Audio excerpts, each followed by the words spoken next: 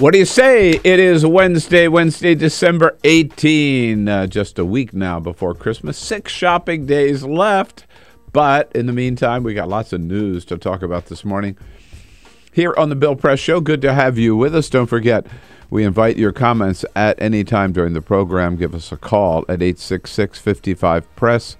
Send us your comments online on Twitter or on Facebook. On Twitter, it's simply at BP Show, and on Facebook, facebook.com/Bill Press Show. Well, the Senate yesterday, easily by a vote of 67-33, they only needed 60 votes, agreed to take up the budget proposal, the budget compromise, start debate on it, and with that kind of a vote, it's clear that the budget compromise will pass the Senate. It will go to the White House. The president will sign it. It's already passed the House, of course. Meanwhile, the White House says that President Obama has received the report that he asked for from a group of 5 experts on what to do about NSA's massive spying program. He's received the report. He's going to review it. It will be released to the public, but not until sometime in 2014. And also, the White House still has continued to double down on Edward Snowden, even though a judge has now ruled that the spying program of NSA that Snowden talked to us about is unconstitutional. The White House still says they consider Snowden an outlaw who should be brought back to the United States and tried on felony charges of leaking secret documents and put on trial and probably spend the rest of his life in prison. All of that we got to talk about. Plus, the delegation for the Sochi Olympics from the United States has been announced. We'll tell you about that right here on the Bill Press Show. This is the Bill Press Show.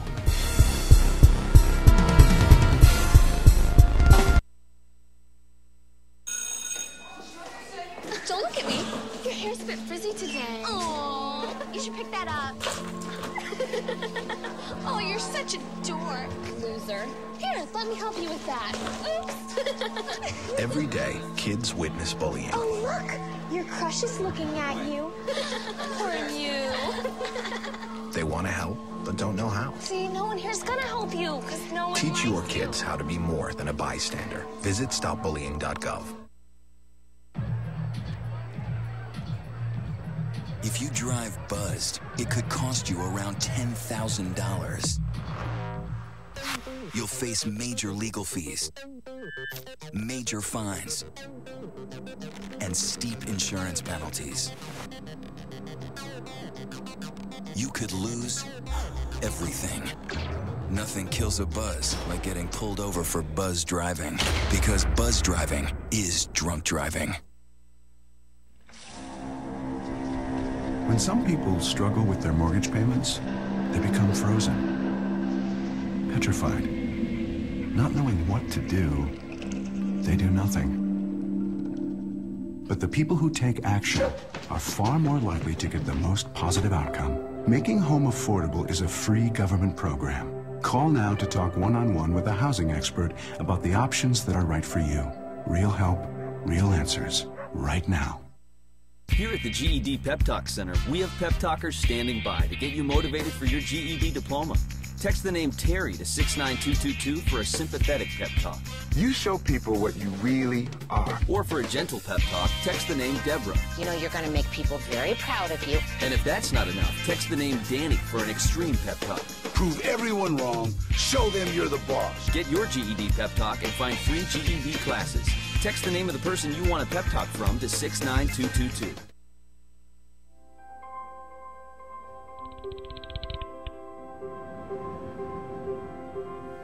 Did you see the world differently?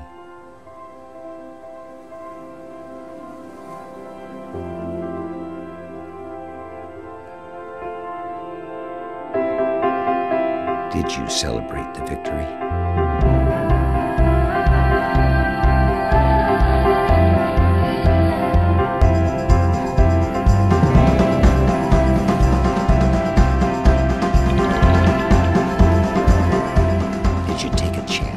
So today, I state clearly and with conviction America's commitment to seek the peace and security of a world without nuclear weapons.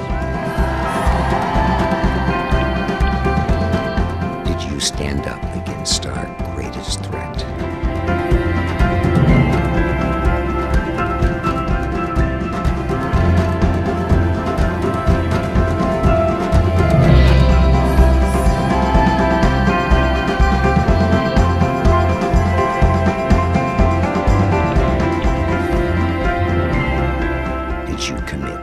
Change the world.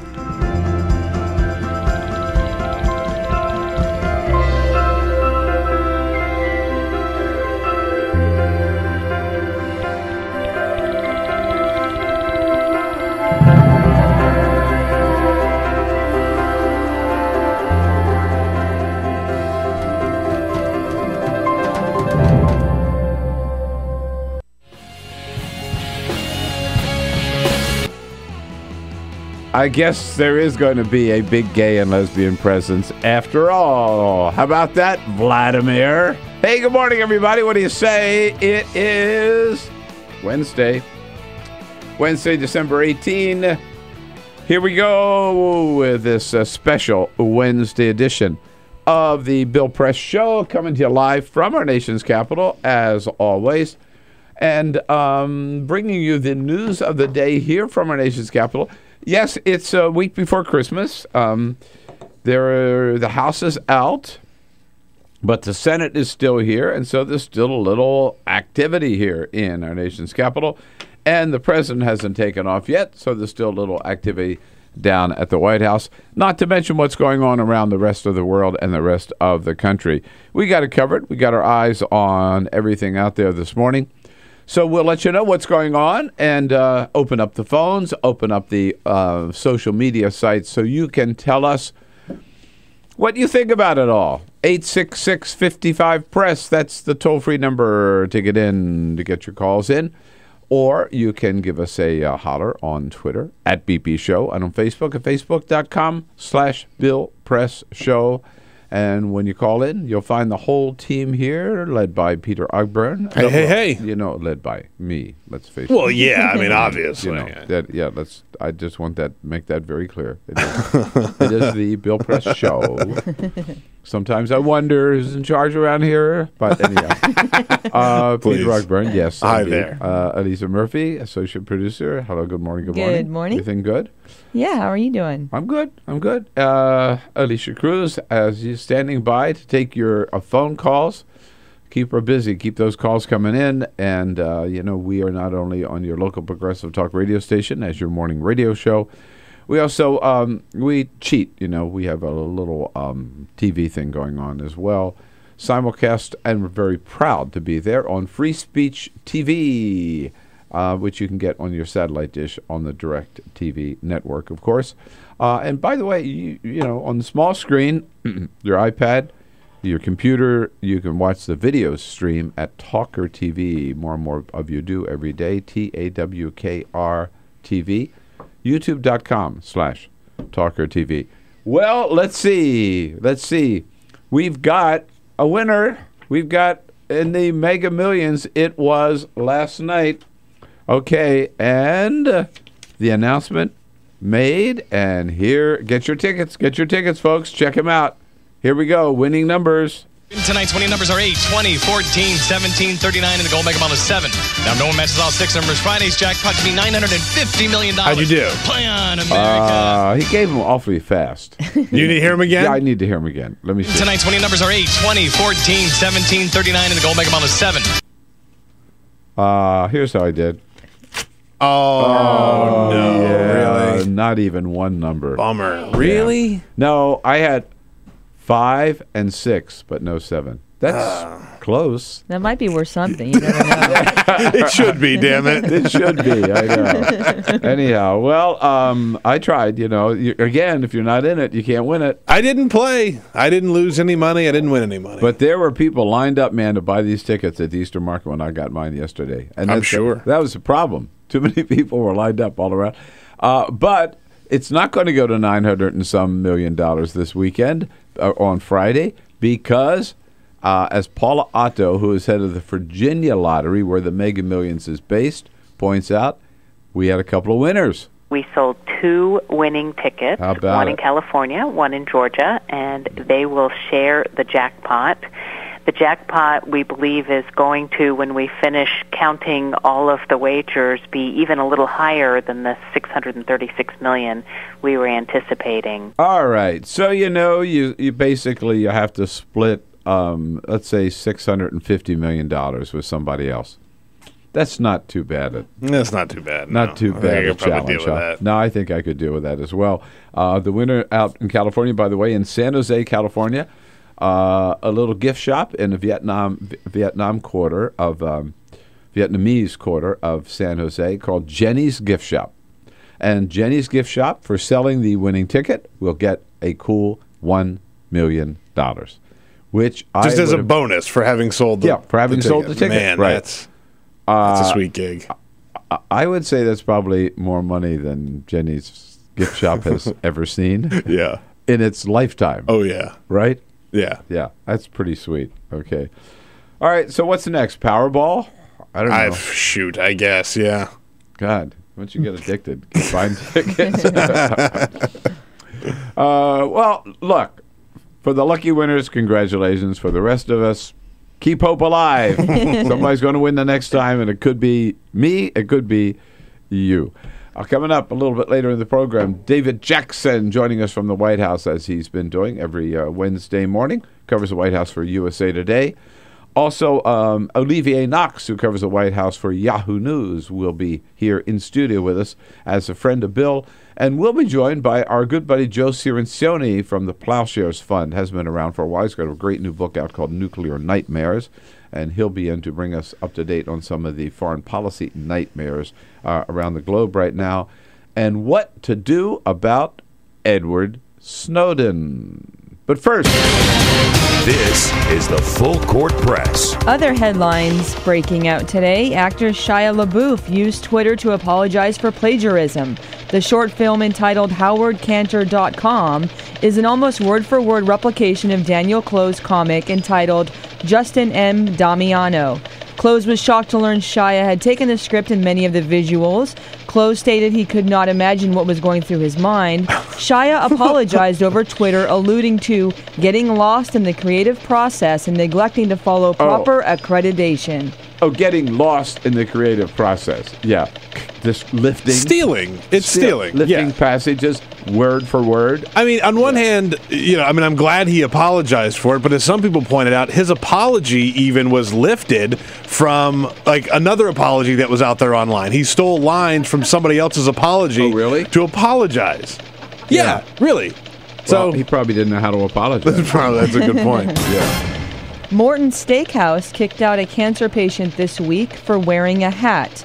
Although hats aren't mentioned in the restaurant's dress code, the manager insisted cancer patient Robert Chambers remove his wool hat unless he could provide a doctor's note. Chambers recently lost his hair undergoing chemotherapy treatments and uses the hat to stay warm. The manager called the police and told them to leave. Morton's corporate staff released a statement apologizing, pledging to donate the dinner's $2,000 tab to St. Jude's Research Hospital. Wait a minute. It was a holiday party. I was going to a $2,000 tab. Yes. Well, you know about that.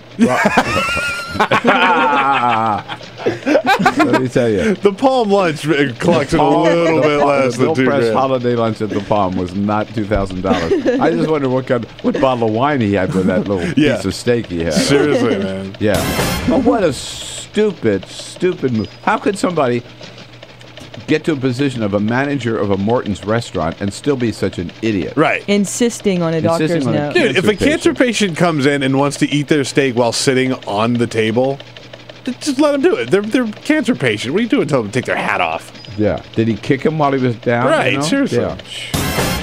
TV's Hall of Fame winners were announced this week. The new inductees include Rupert Murdoch, Julia Louis-Dreyfus, David E. Kelly, most notably known for Picket Fences and Ally McBeal, and Jay Leno. They will also be joined by Ray Dolby, who pioneered noise reduction, and former ABC exec Brandon Stoddard.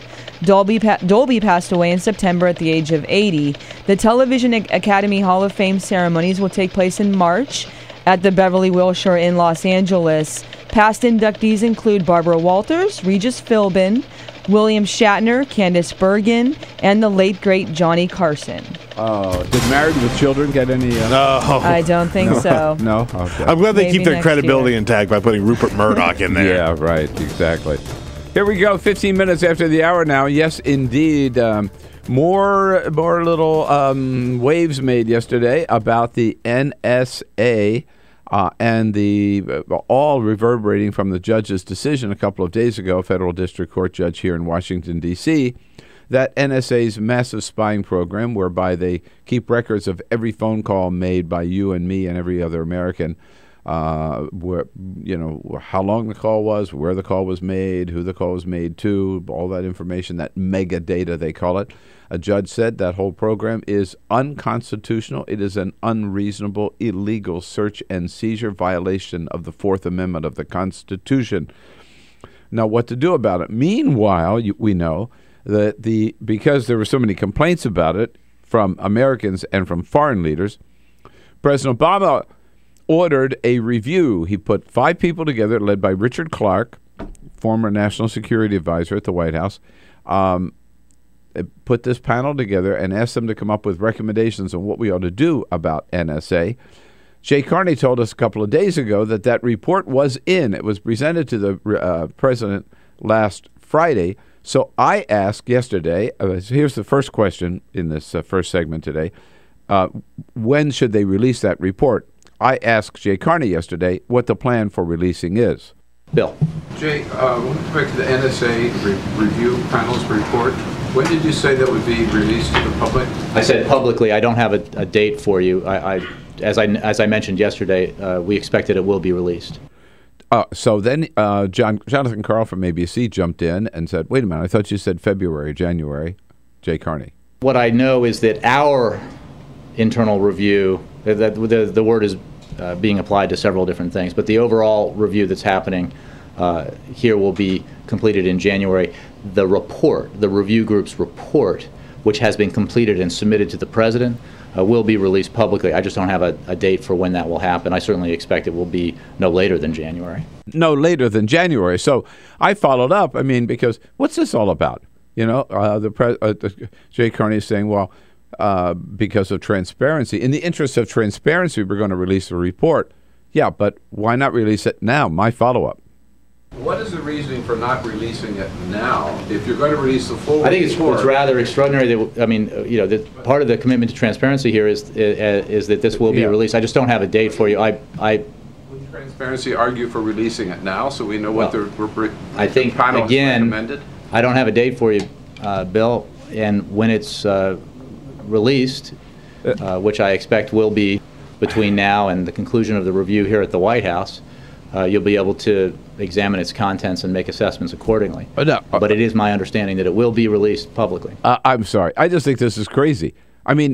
For a commitment to transparency, they're keeping this report secret for another maybe month or 2 months? No. If you really want to be transparent, you release the report now. We have a right, I think, to see that report now. Don't you think so? 866-55-PRESS. The other question that came up now then at the White House, the briefing is, and one I ask you about, is it important now, maybe, and is it time to rethink our attitude toward Edward Snowden? Okay? What do we know now? We know that everything we know, Edward Snowden released these reports, of course. Now we know what NSA is up to thanks to Edward Snowden. We also know that everything he told us about has proven to be true. Everything he released has proven to be true. Okay? 3, we know that a judge has said what he told us about and what NSA is doing is illegal, is against the Constitution. So don't you think maybe we ought to have a different little attitude about Edward Snowden? Jay Carney asks that question and says, oh, no way, no how. Mr. Snowden has had charges brought against him, and others can address the impacts of those kinds of disclosures on our activities and our safety and security. I think those are the issues that concern the president. So Carney says, the White House says, no, we ought to bring Edward Snowden back here, treat him as a criminal, keep him in prison, take him to trial, try him on these felony charges, and you know damn well he'd be in prison for the rest of his life. I think that is wrong, wrong, wrong. Look, what Edward Snowden did, I believe, was a public service. I'm not saying we erect a statue to him on the Washington Mall, but I think we have to recognize that he did a great public service by letting us know what our government was doing. Not this administration kept this secret from the American people. They kept it secret from the members of the House and the Senate Intelligence Committees. They didn't even tell them. That was wrong, wrong, wrong. What they're doing is wrong, and now a judge has confirmed that and said it's even unconstitutional. There'll be other court challenges, but that's a pretty severe blow to this program, and we would not have known about it without Edward Snowden. And why did he do it? Snowden didn't do this to become rich. He didn't do it for sex or money or whatever. I mean, he did it because he wanted the American people to know. He thought it was wrong, and he wanted the American people to know the truth. He did a great public service, I believe, for the best of reasons. So I think it's time to just say, Edward Snowden, you're a free man. Thank you. I'd go one step further. I'd hire him to run the NSA. 866-55-PRESS is our toll-free number. What do you think about Edward Snowden now? If you thought he was a traitor before, you're starting to have some second thoughts. And don't you think it's time to recognize he did a lot of good stuff, Edward Snowden, and maybe we ought to say just, thank you, Edward Snowden, welcome home, 866-55-PRESS. Let's talk about it this Wednesday morning. On your radio, on TV, and online. This is the Bill Press Show.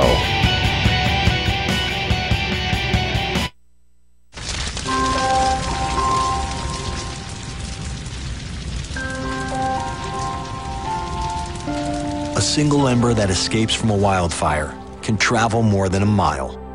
That single ember can ignite and destroy your home or even your community. You can't control where that ember will land, only what happens when it does. Get Fire Adapted now at fireadapted.org. Columbine, Virginia Tech, Tucson, Aurora, Fort Hood, Oak Creek, Newtown. Newtown, Newtown. Newtown. How many more? How many more? How many more colleges? How many more classrooms? How many more movie theaters? How many more houses of faith? How many more shopping malls? How many more street corners? How many more? How many more? Enough. Enough. Enough. Enough. Demand a plan. Right now. As a mom. As a dad. As a friend. As a husband. As a wife. As an American.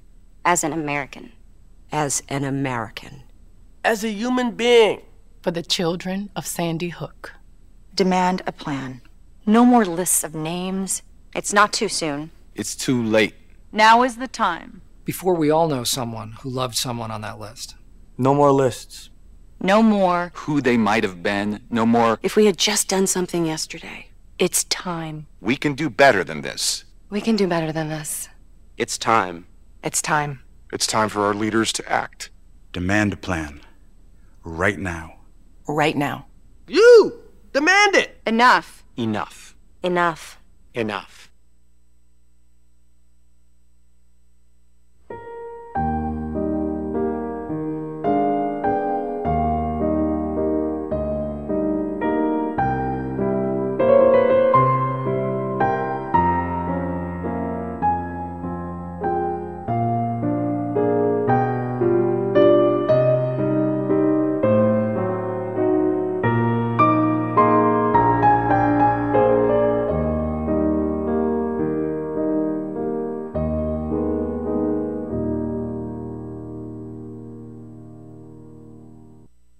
None of us would want to be told we can't marry the person we love. As Americans, we believe in freedom. That's what I fought for as a Marine, and that's what we believe in as Republicans. Freedom means freedom for everyone. I didn't used to understand the importance of same-sex marriage, but after learning my brother was gay, I wanted the same rights for him. He was the best man at my wedding, and I want to be the best man at his. It's only fair that Calvin should have the freedom to marry the person he loves, too. It's time for marriage.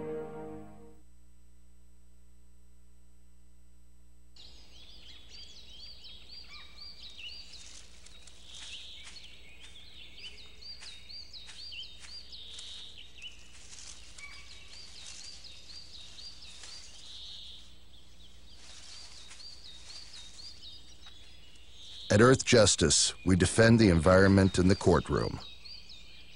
Join our fight. When you take a seat, you take a stand. Earth Justice, because the Earth needs a good lawyer. So, I'm kind of new here, but I've noticed a trend. My human does this funny thing where she goes around and gets all my toys, and then she hides them in that basket by the door. You know, but it's always the same basket, and it's always in the same place. And then she acts so surprised when I find them, but, you know, she's putting them in the same basket. Again. It's like, hello? That's where you put it last time. You were the worst at hide and go seek.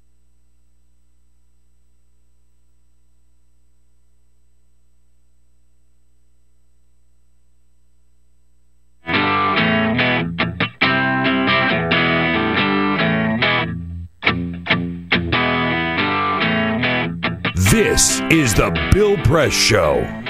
Hey, here we go. It's 26 minutes after the hour. A lot of people suggesting right now, Maureen Dowd, by the way, there's a column in the New York Times about it this morning, that it's time we maybe had second thoughts about, took another look at Edward Snowden and don't just consider him a criminal on the run, but somebody who did a public service and should not be punished for it.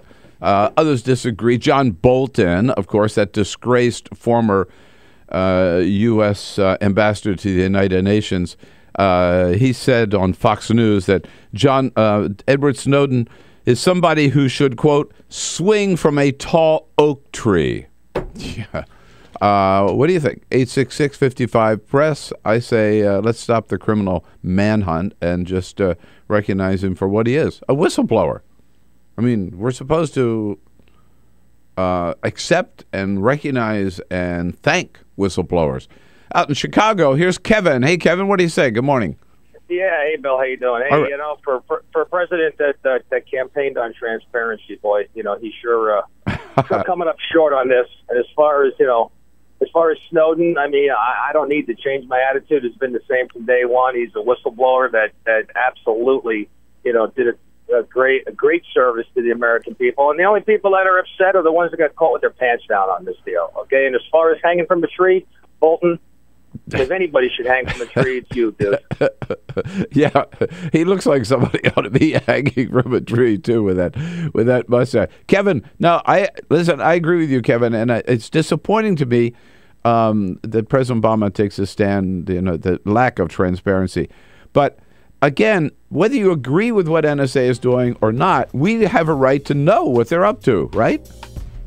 We have a right to know. And you know, the really sad thing about it is, as far right as this country has shifted from the Republican Party, you look at it, I mean, Obama is really he's a moderate Republican. I mean, he loves Wall Street. He's big on the military. He's everything that moderate Republicans used to be. All right. Hey, Kevin, thanks so much for the call. We got more calls coming up on Edward Snowden at 866-55-PRESS on this Wednesday morning. This is the Bill Press Show. So this is my computer. This is your computer. Let's go on the internet. Let's go. Click it. Yes. Okay. I cursor in between the R and the E. Pressing down, I want you to just push the area. She's gonna love me all over again. That's it. Jamaica, here you go. Here we go. Good job. Thank you. Thank you. And I did it by myself. Feel smarter. So, I'm kind of new here, but I've noticed a trend. My human does this funny thing where she goes around and gets all my toys, and then she hides them in that basket by the door. You know, but it's always the same basket, and it's always in the same place. And then she acts so surprised when I find them, but, you know, she's putting them in the same basket. Again. It's like, hello, that's where you put it last time. You were the worst at hide and go seek.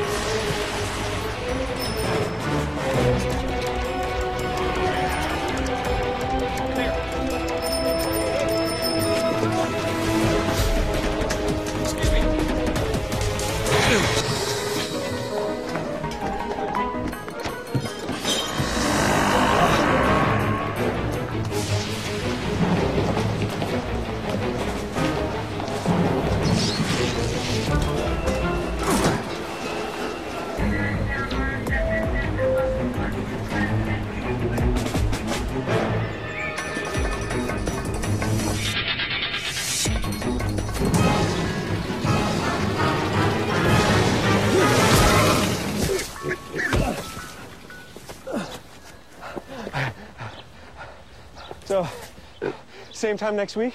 Well, of course. Put away a few bucks, feel like $1 million. For free tips to help you save, go to Feed the Pig.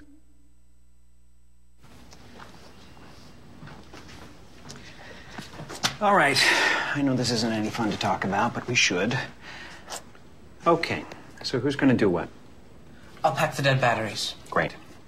I'll only put what I don't need into a duffel bag. Perfect. That's totally unhelpful. No problem. Meanwhile, I will try to comfort everyone by speaking in a calm voice. And I'll try to get the generator going without any gas. Oh, let's not forget the cell phones, which probably won't work. Right. And who is going to handle supplies? I can forget to do a list for us. Thanks, pal. Well, I think we couldn't be any less prepared. I'm proud of you guys. Talk to your kids about who to call, where to meet, what to pack. Visit ready.gov/kids for tips and information.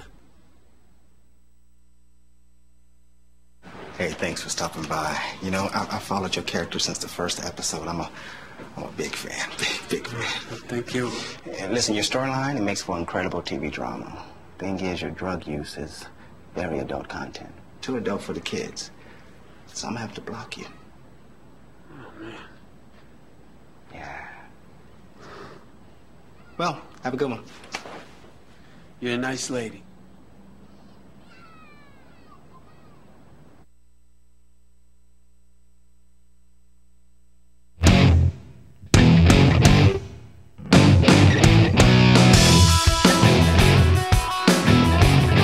Seen on Free Speech TV and online on TawkrTV. This is the Bill Press Show. Here we go now at 33 minutes after the hour on a Wednesday morning, December 18. Good to have you with us, folks. Thank you for joining us wherever you happen to be in this great land of ours, listening on your local progressive talk radio station or watching on Free Speech TV or the video stream at TawkrTV. Two questions, really, about the NSA, the White House getting hammered with. And I was responsible for one of them yesterday, which is when are they going to release this report? I really want to know what Richard Clark and others who looked at the NSA spying program, what they found and what they recommended. The report rumors are that they recommended some serious restrictions on what NSA is up to in order to protect our privacy a little bit better. I'd like to know what those recommendations are. And then the other thing, there's more and more people, Maureen Dowd in the New York Times this morning and others are saying, hey, you know, that Edward Snowden, maybe we ought to be saying, hey, thanks, buddy. Thanks for letting us know about this unconstitutional, illegal activity that our government is up to and didn't tell us about.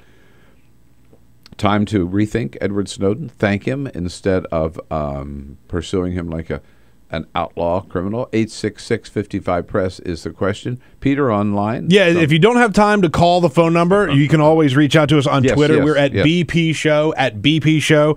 Jaws Ma writes in, says, how can you be so certain about Snowden's motives? I still think he should not have fled. Wait. He certainly didn't get any money for it. Right. He didn't sell it. He didn't give it to a foreign government. Mm-hmm. So like we've seen with spies in the past, right? Or we've also seen where people were caught as spies because they were sleeping with some Russian babe or something. None of that. I mean, he did it. What did he get out of it? He got chased out of the country. He created more headache than anything. He got stuck in Russia. And on that note, she goes on. She says, I still think he should not have fled. If he was so sure of his cause, he should have stayed and fought. And one quick... Yeah, you know what? It's somebody who chooses not to spend the rest of their life in Guantanamo Bay wearing an orange jumpsuit and living in a cage. You can't imagine he would have gotten a fair trial. I don't blame him. Come on. And Doubting Tom says, every politician wants to be transparent until they actually get into office.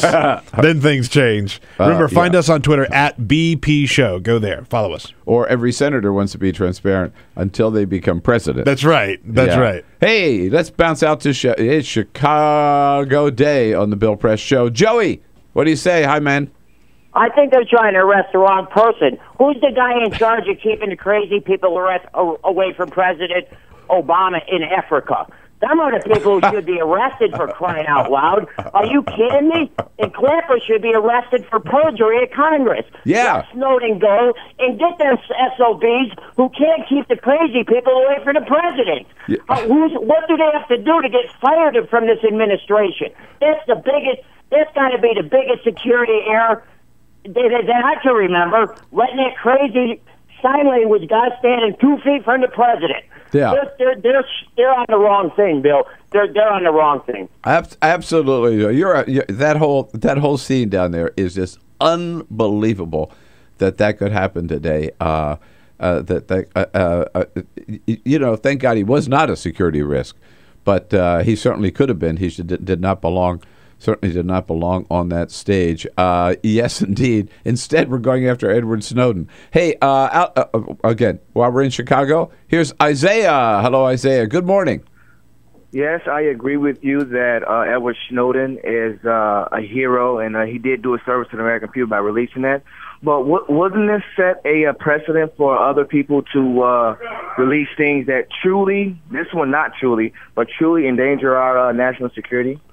Well, again, I would hope not, right? I mean, you could say that about any whistleblower, right? You know, that's the problem. There's some people are going to blow the whistle with stuff that's not true, but that doesn't mean we shouldn't recognize whistleblowers and encourage them to report stuff that they think is wrong. You see what I mean, Isaiah? You're always going to have some people who are going to violate a rule or violate a law or violate a regulation, but that doesn't mean you shouldn't have some standards and some principles. So I think what to me what stands out about Edward Snowden again is he saw what was going on.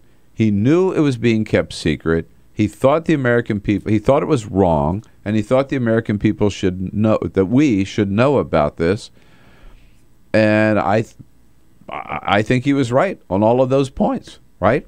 This is something, again, and I mentioned this yesterday, and I know it's long, but if you really want the full story on how this NSA spying program got started and expanded and was allowed to expand without the Senate knowing about it, without the House knowing about it, and and really tricked the federal court, the FISA court, into allowing it to happen. The FISA court was even raising questions about this.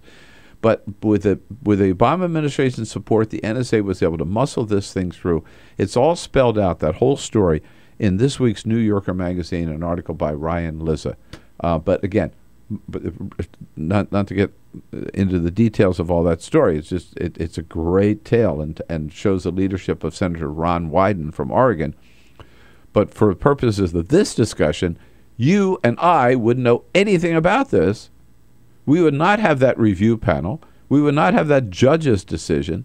We would have no idea what the NSA was up to if it were not for one guy, Edward Snowden. So why should we consider him, a criminal? Again, I say, thank you, Edward Snowden, for letting us know. Melvin, out in South Bend, Indiana. Hey, Melvin, what do you say? Hey, good morning, Bill. I have to disagree with you. All right. That's all right. It's allowed here. Go ahead. Well, that's a good thing because, first of all, he was doing things that did not include his position. He got information from others within the organization that he had no business asking for. But isn't that, hey, Melvin, isn't that scary? What does that say about our intelligence operation?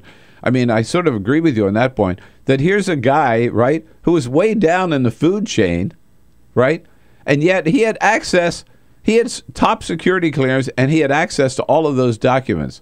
So how secure is our stuff, really, if he could get all that stuff, right? Snowden, you're talking about something different. We're talking about a guy who took upon himself to dig into information, then expose the United States government to the entire world, Bill. We know, you yourself, when you went to college, you received applications for credit that you never even applied for. So they've been knowing about you. And if it was so much that they were doing as far as bugging our conversations, there would be no drug dealing, no crime at all in this country. So we have to really back up and look at what's really going on.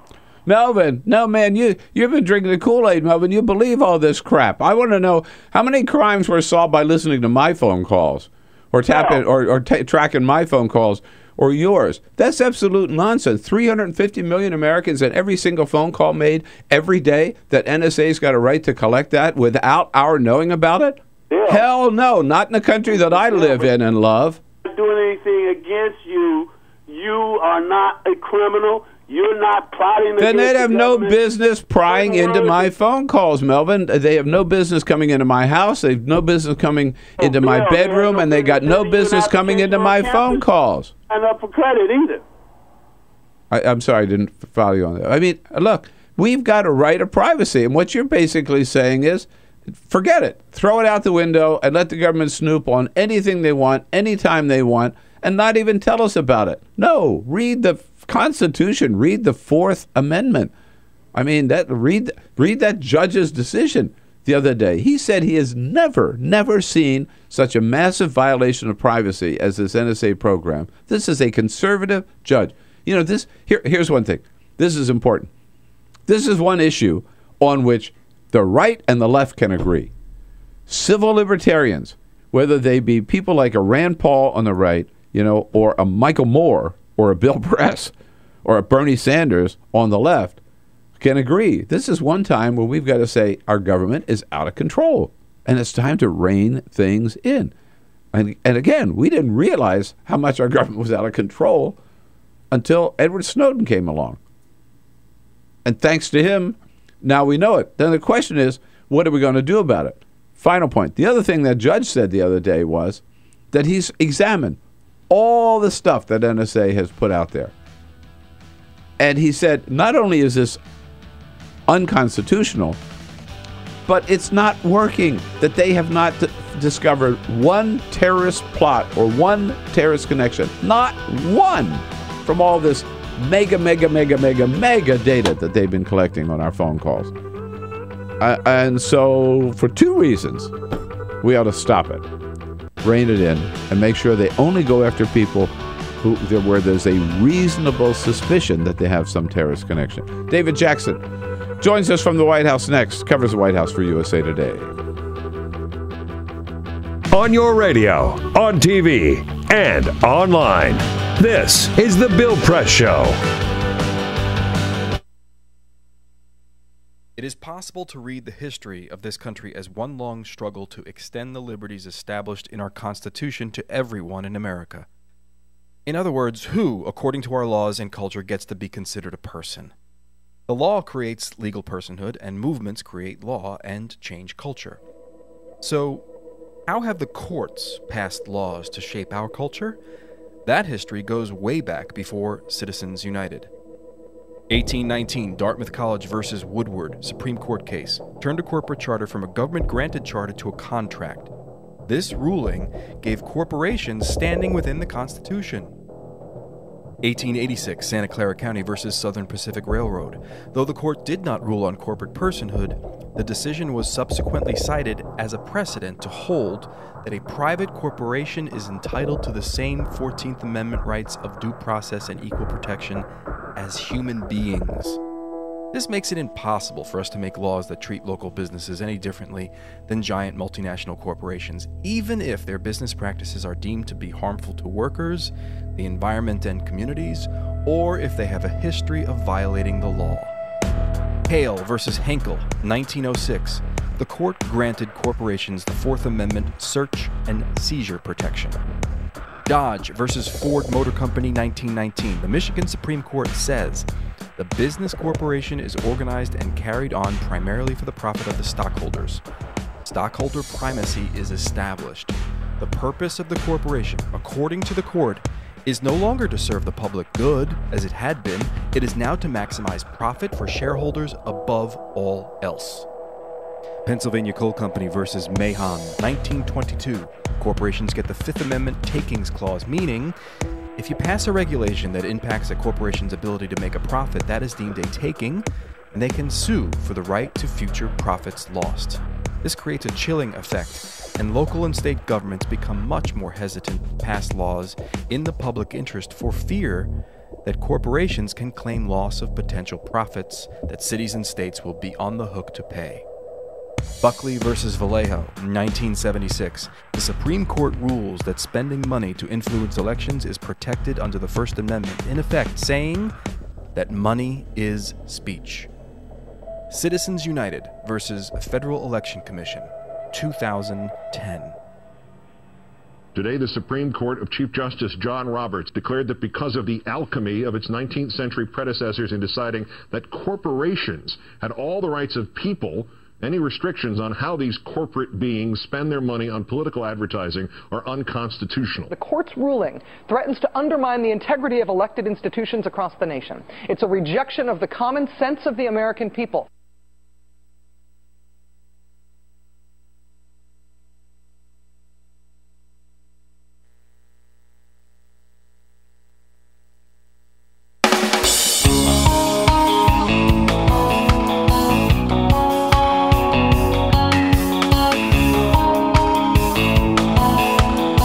This is the Bill Press Show.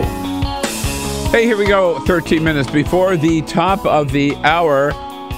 Olivier Knox, who covers the White House for Yahoo News, will be here as a friend of Bill for the entire next hour. At this point, we were hoping to join our good buddy David Jackson down at the White House, covers the White House for USA Today, but he is unfindable so far this morning. But we got lots here to talk about. We've been talking about Edward Snowden, and the White House is doubling down on Edward Snowden, refusing to give him credit for anything at all, even though every day that we hear about the NSA, I think it's more and more clear that what Edward Snowden told us is true, that what NSA is up to is wrong, and that Edward Snowden did what he did for the right intentions and performed a great public service. Before we move on to a couple of issues of the day, Chicago again weighing in on this loud and clear this morning. All of our good friends out at WCPT in Chicago. Let's say hello to Alan. Hey, Alan. Good morning. Thanks for your call. Good morning, Bill. I cannot disagree with you more. All right. I'm a 20-year Navy veteran with a top secret clearance, and what Edward Snowden did is basically espionage. He worked for the government. He took government secrets information, fled the country, and we do not know for sure if he didn't give it to a foreign government. He did leak it to a foreign newspaper. I agree what the NSA did is wrong, but that does not give him the authority to do what he did. Aren't we better off? Aren't we better off as a people knowing what NSA is up to? Yes, we are, but who gave him the authority to do it? But if he hadn't done it, who would have done it? But if he had felt so wrong about it, he should have stayed here, and I would be more on his side if he stayed here and gave it to an American newspaper or somebody here in the U.S. Well, not leaving the country and giving it to a foreign paper. Well, let's be clear. It was The Guardian, which is an English newspaper. They're hardly the enemy, you know. He didn't give it to communist China. But my understanding, Alan, is that he tried to give some of it. By the way, went to the Washington Post, but they tried to give it to the New York Times, and they weren't interested. So that's why he went to The Guardian. I may be wrong on that. I'm not sure, but I don't think that's an important point. Again, you know, certainly the Obama administration was not going to tell us about this. They didn't even, and the NSA wasn't. They didn't even tell members of the Senate Intelligence Committee. Yeah, that's how secret this was. So I hear what you're saying, but I think if you agree with me that we're better off knowing than not knowing, then you got to give some of the credit. I think, Alan, and thank you for your service, you got to give some of the credit to Edward Snowden. Hey, a couple of things that have made the news this morning that are really of interest, I think. One is, I mentioned yesterday, I believe it was, that we were a little slow this time learning about who was going to lead the delegation to the Sochi Olympics. You know, it's a really touchy subject because Vladimir Putin and the Russian government have been so just adamant lately in passing all of these anti-gay measures and no tolerance at all for members of the LGBT community, and maybe didn't seem like such a welcome place for a lot of our athletes or a lot of athletes around the world who might happen to be gay or lesbian. And there was even talk about maybe we ought to boycott these Olympics, which the president said he was not going to do. But for the London Olympics, 6 months ahead of time, we knew who the delegation was going to be, and we knew that the First Lady, Michelle Obama, was going to lead the delegation. We didn't know that anything about Sochi until yesterday. And the White House announced that delegation, our U.S. delegation to the Sochi Olympics. And I think they did a very, very clever thing. Right in the face, just like poking Vladimir Putin in the eye. Leading the delegation is going to be Billie Jean King, of course, the great tennis star who is a lesbian. Also on the delegation, Caitlin Cahill, I'm not sure how you pronounce that, an Olympic medalist in women's ice hockey, also an out of the closet, if you will, lesbian. Another member of the delegation is figure skating Olympic medalist Brian Boitano, who won't talk about his sexuality, but is generally known to be, or not suspected, accepted as a gay man.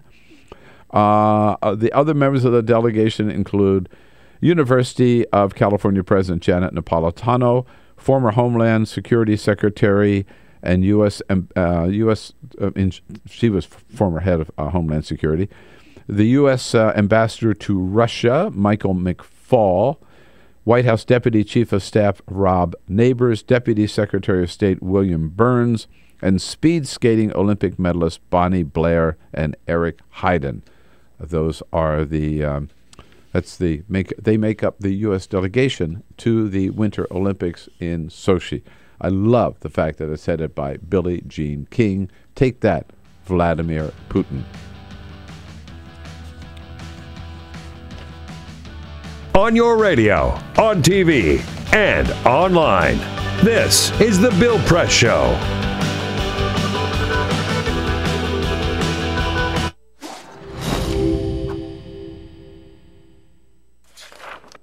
In 1920s America, the Great Depression effectively erased consumer demand. Struggling manufacturers needed new ways to get people buying again. Innovative production processes like stamping and use of molds allowed them to use new materials for their designs. Products using vinyl, chrome, aluminium and plywood began appearing. American industrial designers began introducing streamlined, efficient shapes that shouted progress. Bel Geddes pioneered what we now refer to as utilitarian art. Things that had little reason to look sleek, now all of a sudden did. At the 1939 World Fair featuring Bel Geddes' immensely popular Futurama exhibit, a new era of American industrial design proudly claimed to be building the world of tomorrow. Americans found great positivity in these futuristic forms. Yay. Things were looking up. American industrial designers realized that by making objects look great, people simply wanted them more. From cars to kitchen appliances, the most influential society on earth was spending money again. Mass consumption had arrived. Advertisers finally had lots to talk about. Personal taste could be expressed through the things you bought. Style became equally as important as function. Chair designers like Eames and Saarinen didn't just design seating, they created desirable lifestyles. People behind the product suddenly were stars. Everyone wanted to know who they were. Raymond Loewy was one of the shining lights of American industrial design. His face ended up on every coffee table in the nation. Toothpaste packaging promised whiter teeth. Washing powder packaging promised whiter whites. Who knew such simple household objects would shape the tastes and ambitions of an entire society? American industrial design improved America, functionally, culturally and intellectually, and exported it around the globe.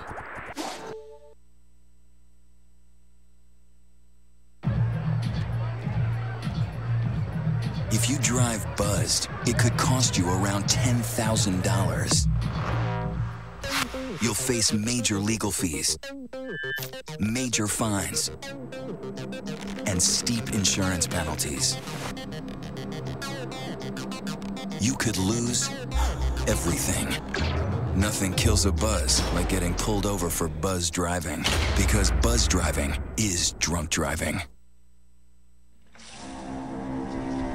When some people struggle with their mortgage payments, they become frozen, petrified.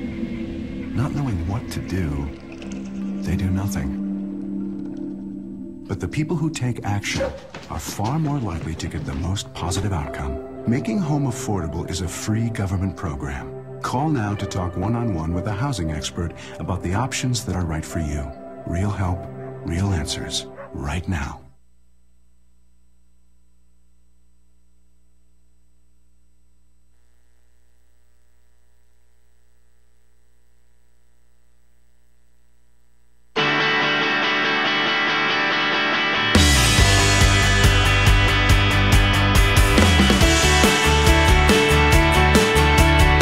Seen on Free Speech TV and online on TawkrTV. This is The Bill Press Show. All right, Olivier Knox from Yahoo News, covering the White House for Yahoo News. Here is a friend of Bill for the entire next hour. And Olivier and I will be joined by Joe Cirincione from the Ploughshares Fund to take a look at the latest in the negotiations with Iran and on and on and on. Exciting new hour, second hour coming up here. Peter, meanwhile? Sad news for some people. We have lost Ronnie Biggs. He died. Who is Ronnie Biggs? Oh. Ronnie Biggs is the man who perpetrated the Great Train Robbery of 1963. He's a Scottish man. He and his cohorts robbed this train of millions of dollars and escaped and lived in South America for years and years and years as a playboy until he turned himself into authorities in England in 2001. Yeah. He only served about 8 years, and they let him out for health reasons. So he spent from 2009 until now as a free man, but quite sick, and so he passed away. We also lost Harold Camping. Harold Camping, the radio talk show host and preacher, I think, who was very, very famous because he repeatedly prophesied the end of the world. Yes. And he was wrong until yesterday. And finally, the end of the world came yesterday. For him. Well, at least it did for him. Olivier Knox next. He's a friend of Bill. This is the Bill Press Show.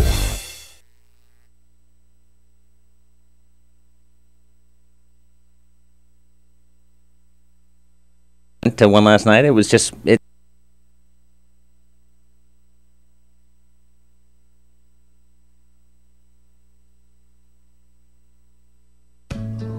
You wouldn't let money just blow out of your house.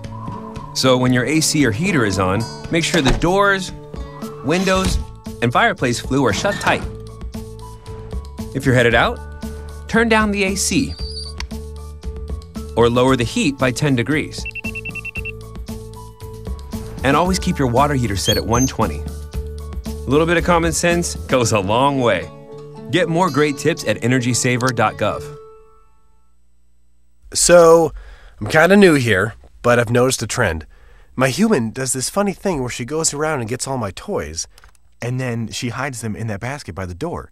You know, but it's always the same basket, and it's always in the same place. And then she acts so surprised when I find them, but, you know, she's putting them in the same basket. Again. It's like, hello? That's where you put it last time. You were the worst at hide and go seek.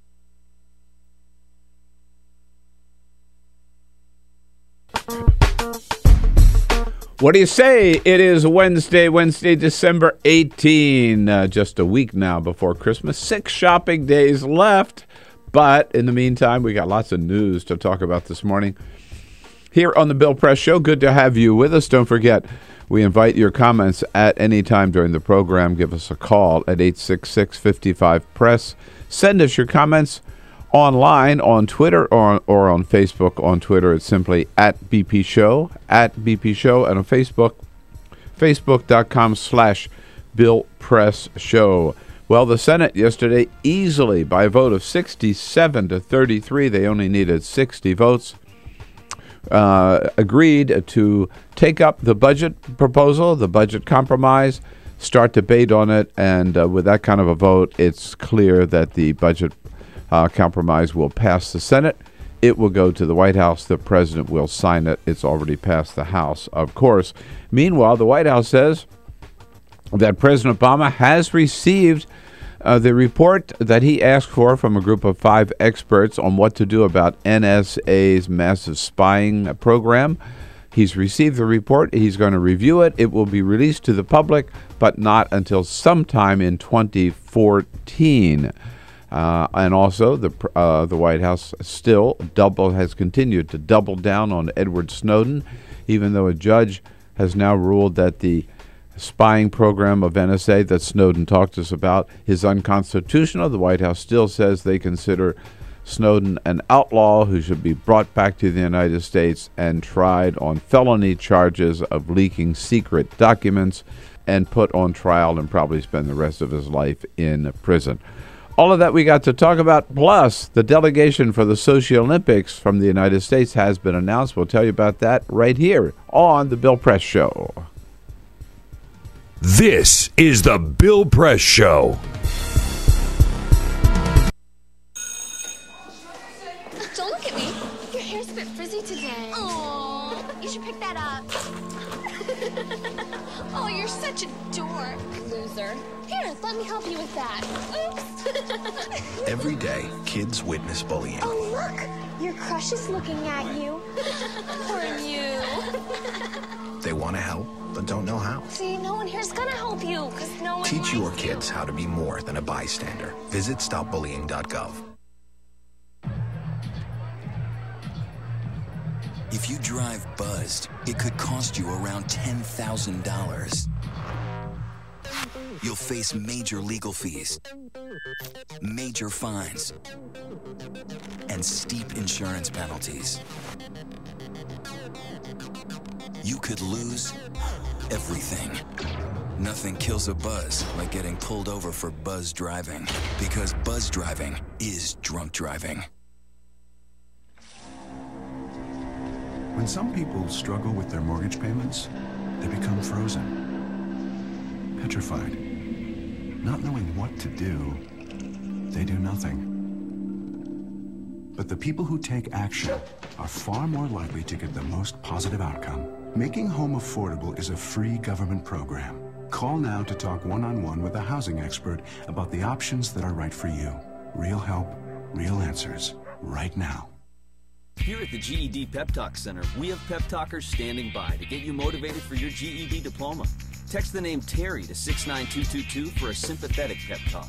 You show people what you really are. Or for a gentle pep talk, text the name Deborah. You know you're going to make people very proud of you. And if that's not enough, text the name Danny for an extreme pep talk.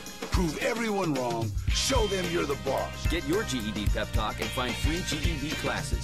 Text the name of the person you want a pep talk from to 69222.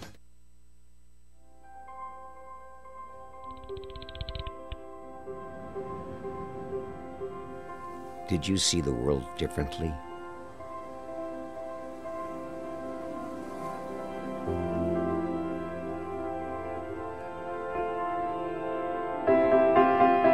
Did you celebrate the victory?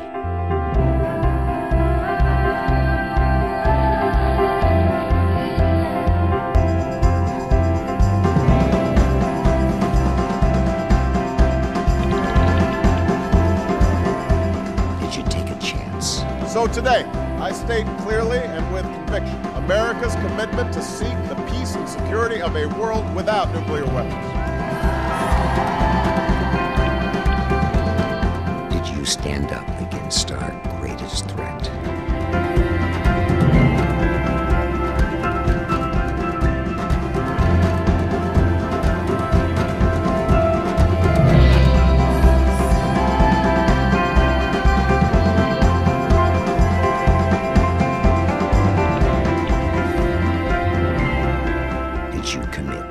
Change the world.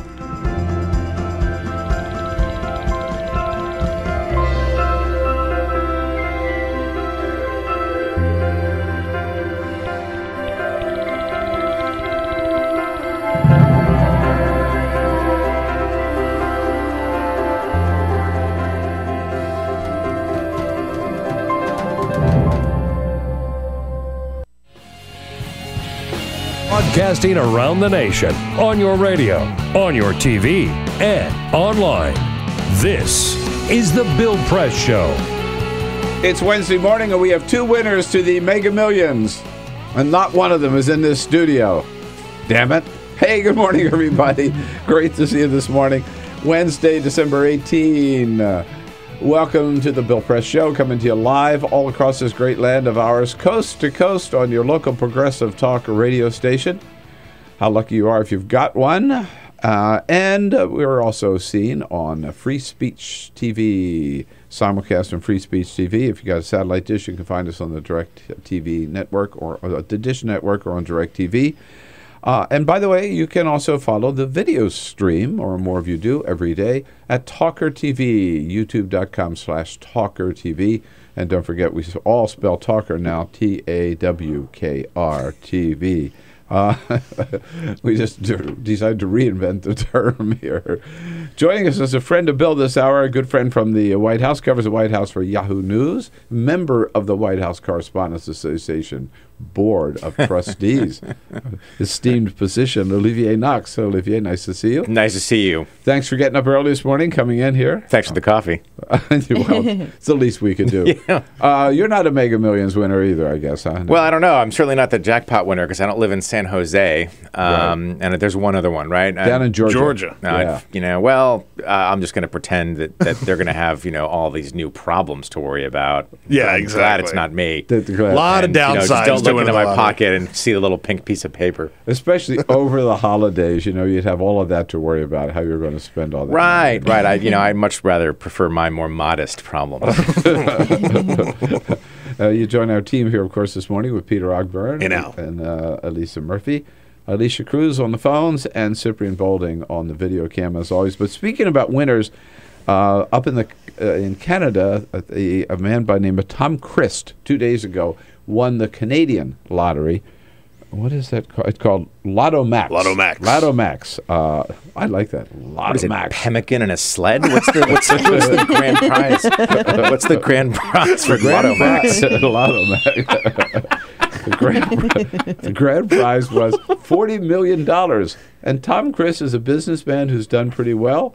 And he said, so I'm just going to give it all to charity. Here's why. I guess I've been fortunate enough through my career, that I had with the company I was with, to be fortunate enough to have a good living and be able to remain to have a good living and look after my kids. Now, I admire him, but at the same time... Loser. Peter's been calling him a loser all What a dork. Well, I'm a little curious about why you would then play the lottery. Right, exactly. Yeah. I mean, honestly, kudos to him for this. I mean, obviously, it depends which charity. If it's the Tom Christ, whiskey hookers the human and blow fund, I think there might be a little bit of a problem. But no, kudos to him. Really, I mean, I like seeing that. I like, it's probably good news for some. I don't know whether it's an educational charity. I don't know what the charity is, but kudos to him for that. Yeah, I think I might say I'm going to give some of it to charity. Yeah, right? 1/8 of it. Yeah, and then the other is this charity called the Bill Press Travel and Vacation That's Fund. Right. Like that. Yeah. Right. Exotic Places Fund, right? Yeah, exactly. Okay, so Olivier's here with us the entire hour. We'll be joined by Joe Cirincione from the Ploughshares Fund at the half. And in the next hour, reporters from Huffington Post and Politico. Lots going on this morning. Olivier, let's get into what's happening at the White House. But first, we've got the big stories of the day here. Other headlines today: chemicals were found at Garfield County, Colorado's fracking site that lead to infertility and cancer. Fracking is an oil and gas extraction technique that involves injecting a high-pressure stream of chemicals and water into rock formations to unlock fossil fuels. Fracking has become common across the nation, and communities are concerned about the threat it poses to their health and well-being. That's scary. That is very scary. These chemicals leading to infertility and cancer. Oh, Jesus. That ought to set back fracking a little bit. Yeah. A blind man and his guide dog survived falling onto a subway track on Wednesday. Cecil Williams fainted on the Harlem train platform. His black lab named Orlando, trained to keep him from going over the edge, began barking, trying to pull him from the edge. Williams fell down onto the track. The dog jumped after him. With an express train approaching, witnesses tried to alert the motorman. The train operator hit the brakes, but a car and a half passed over Williams and the dog. Both only suffered minor injuries. Williams said he will give Orlando a special treat and some extra scratches behind his ear, feeling very lucky to have such a great friend. They are both amazing story. Wow. Tell you what, you wouldn't see a cat do that. That cat would turn around and walk off and point at somebody else. Wasn't me.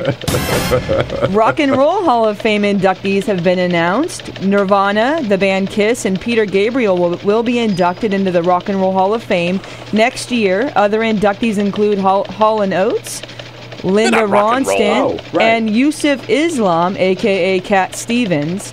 Bruce Springsteen's The E Street Band will be presented with the award for musical excellence.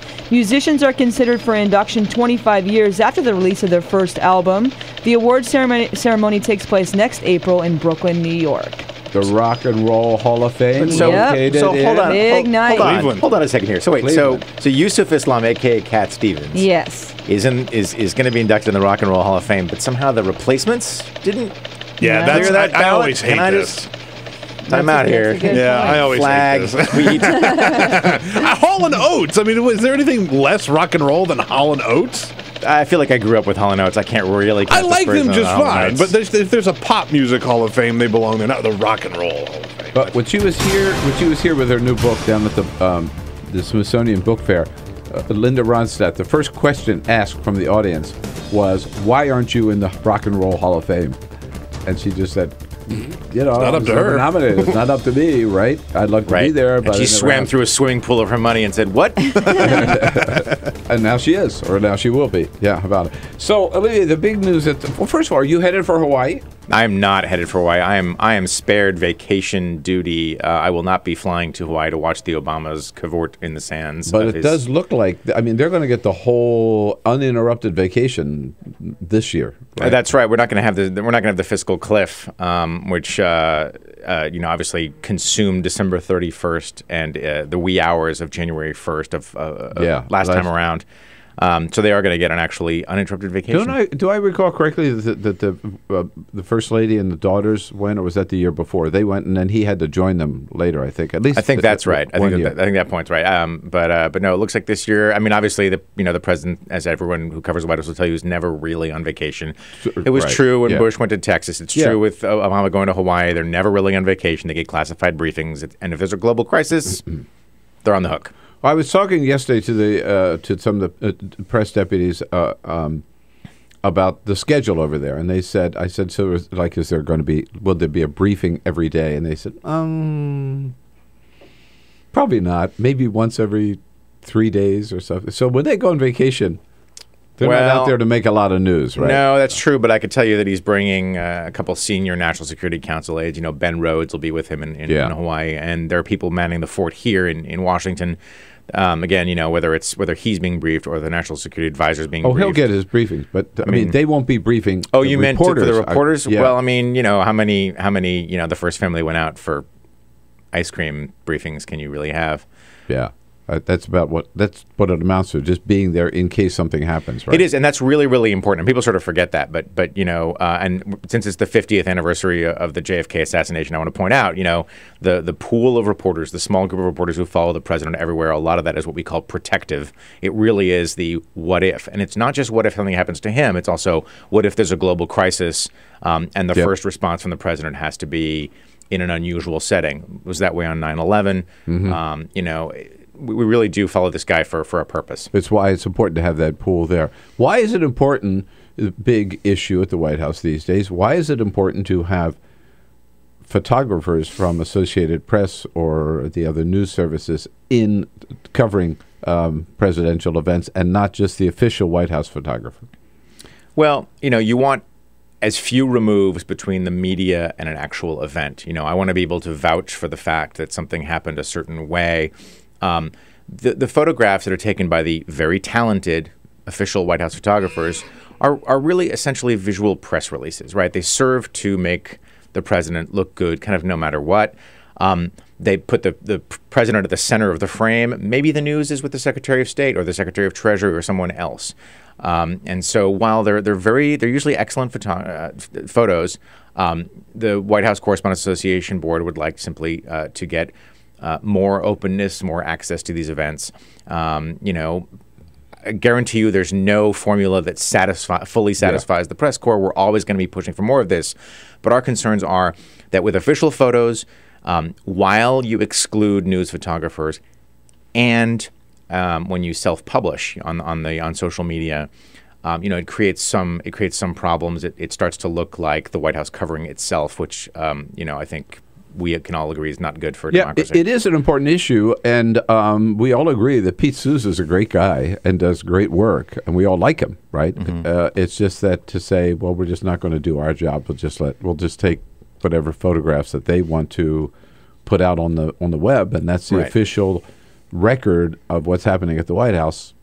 No. Right. And we're not saying that we need to be shadowing the president throughout his day. We're not saying that when there is a classified briefing or a real time operation like the Bin Laden raid, we need to have news photographers in the Situation Room or the downstairs war room at the White House.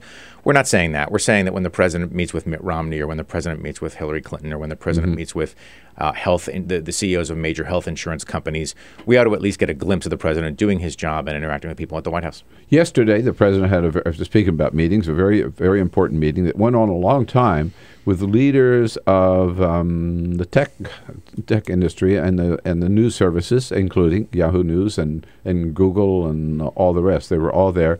What was that meeting about? What was the agenda? Who called it? And what do we know about it? Well, a lot of the high-tech company CEOs are very concerned about the disclosures coming out from the Edward Snowden trove of National Security Agency documents.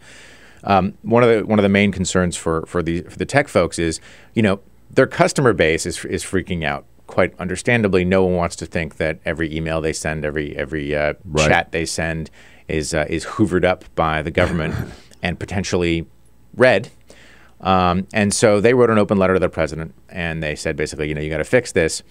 The president had them over into the Roosevelt Room yesterday. But what the really interesting thing here was the rather wide discrepancy between the versions of what happened in the meeting. The tech execs put out a very short statement saying, we pushed him to move aggressively on reform of surveillance policies.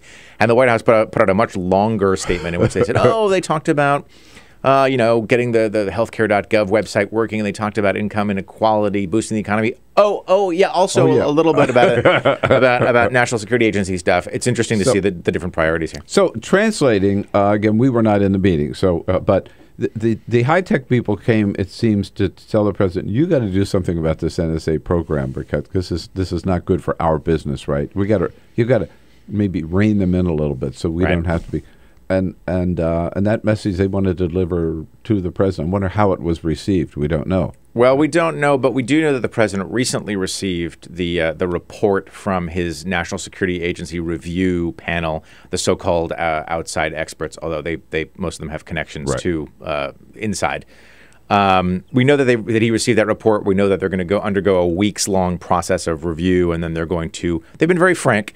They're going to dump some of the recommendations, and they're going to implement some of the recommendations. As you know, I asked yesterday when they would release that report, and Jay Carney said, well, in the interest as part of our commitment to transparency, we'll release it maybe January, maybe we don't have a date yet, but maybe January. Yeah, I thought that was really interesting, and I was glad. I think in the interest of transparency, they ought to release it now. I'm really glad that you pressed that point. I think it's relatively clear what they're trying to do. They don't want to put these recommendations out, knowing they're going to dump some of them, and see a constituency build, notably on Capitol Hill, behind some of these proposals. Let's say that one of the recommendations is to make the head of the NSA and the Cyber Command civilians. Okay, they don't want that. They've already made clear they don't want to do that. Well, if it's in the recommendations and they make those recommendations public, a lot of people on Capitol Hill are going to say, "God, what a great idea!" Yeah, right. The president sort of famously recently said that he thought he would try to impose self-restraint on the NSA, which that's not external oversight. That's not a radical change in policy. It is essentially trusting that they won't do this again. They don't want to see a constituency build on. There's already a constituency on Capitol Hill that wants to really roll this stuff back. They don't want to pour fuel on that fire. When we come back, I want to ask you a little bit about Edward Snowden, but also big news, and we've been inquiring about this at the White House. Who is going to lead the U.S. delegation to the Winter Olympics? We found out, and we'll talk about that with Olivier Knox when we come back here from Yahoo News. It's yahoonews.com, right? News.yahoo.com. News.yahoo.com.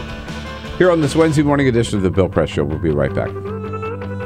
Seen on Free Speech TV and online on TawkrTV. This is the Bill Press Show.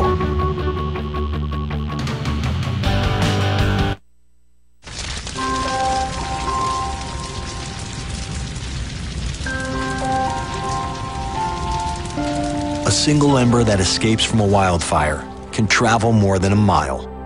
That single ember can ignite and destroy your home or even your community. You can't control where that ember will land, only what happens when it does. Get Fire Adapted now at fireadapted.org. Columbine, Virginia Tech, Tucson, Aurora, Fort Hood, Oak Creek, Newtown. Newtown, Newtown. Newtown. How many more? How many more? How many more colleges? How many more classrooms? How many more movie theaters?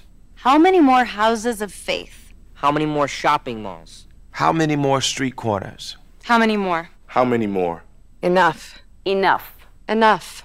Enough. Demand a plan. Right now. As a mom. As a dad. As a friend. As a husband. As a wife. As an American. As an American. As an American. As a human being. For the children of Sandy Hook. Demand a plan. No more lists of names. It's not too soon. It's too late. Now is the time. Before we all know someone who loved someone on that list. No more lists. No more. Who they might have been. No more. If we had just done something yesterday. It's time. We can do better than this. We can do better than this. It's time. It's time. It's time for our leaders to act. Demand a plan. Right now. Right now. You! Demand it! Enough. Enough. Enough. Enough.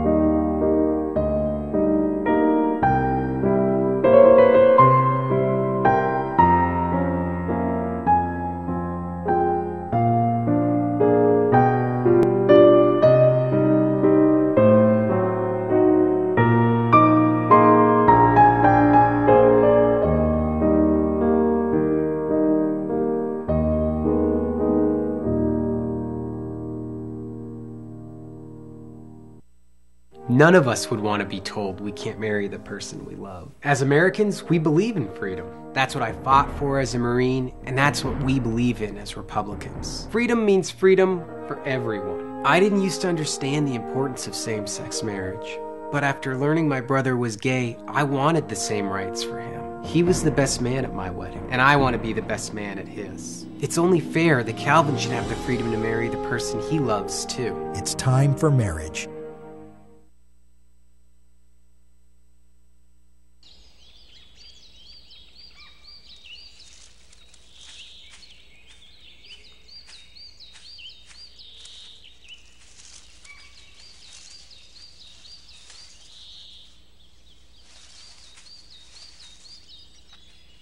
At Earth Justice, we defend the environment in the courtroom.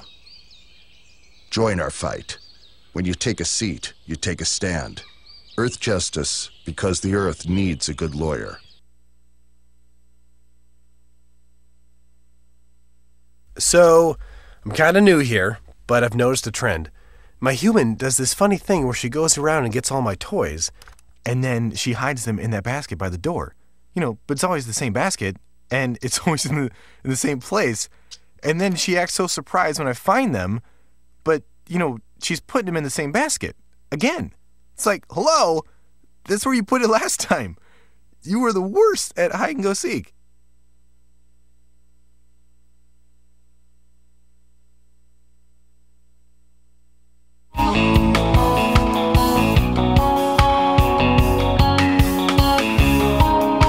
Seen on Free Speech TV and online on TawkrTV. This is the Bill Press Show.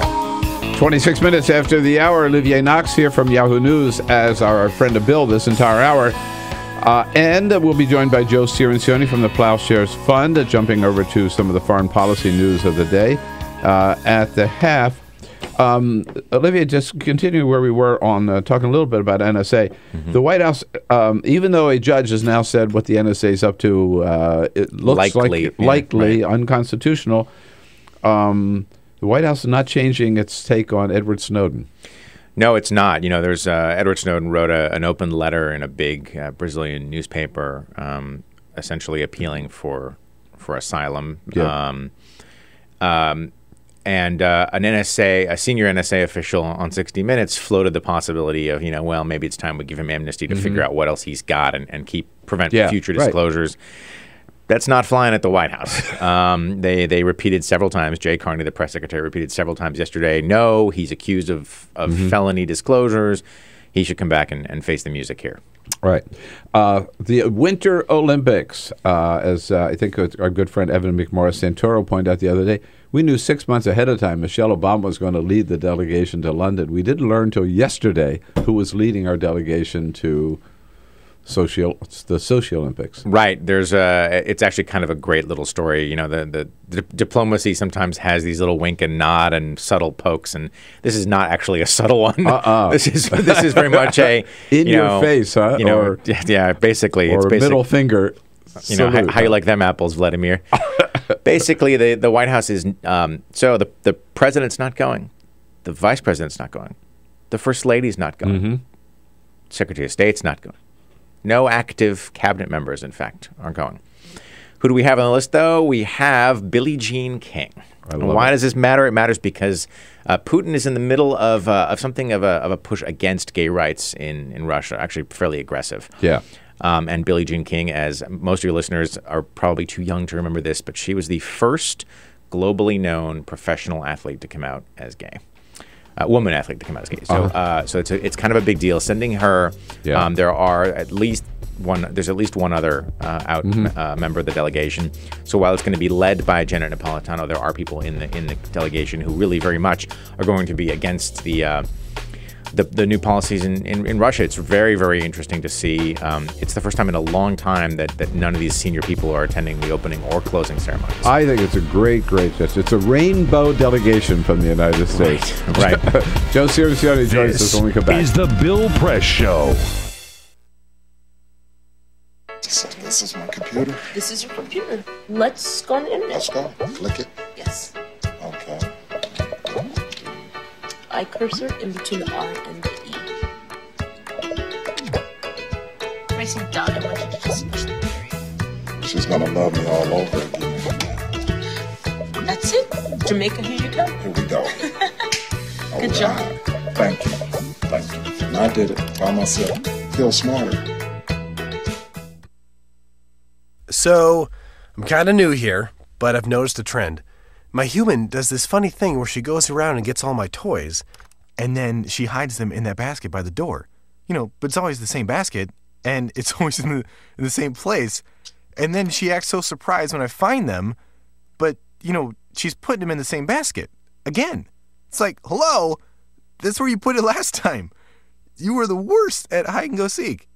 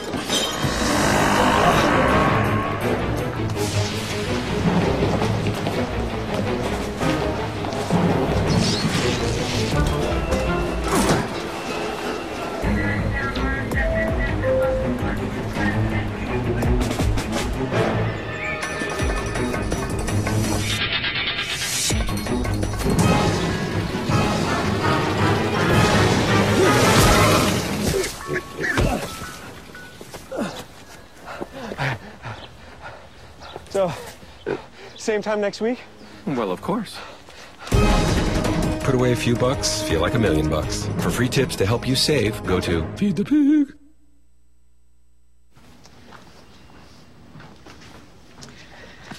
All right. I know this isn't any fun to talk about, but we should. Okay. So who's going to do what? I'll pack the dead batteries. Great. I'll only put what I don't need into a duffel bag. Perfect. That's totally unhelpful. No problem. Meanwhile, I will try to comfort everyone by speaking in a calm voice. And I'll try to get the generator going without any gas. Oh, let's not forget the cell phones, which probably won't work. Right. And who is going to handle supplies?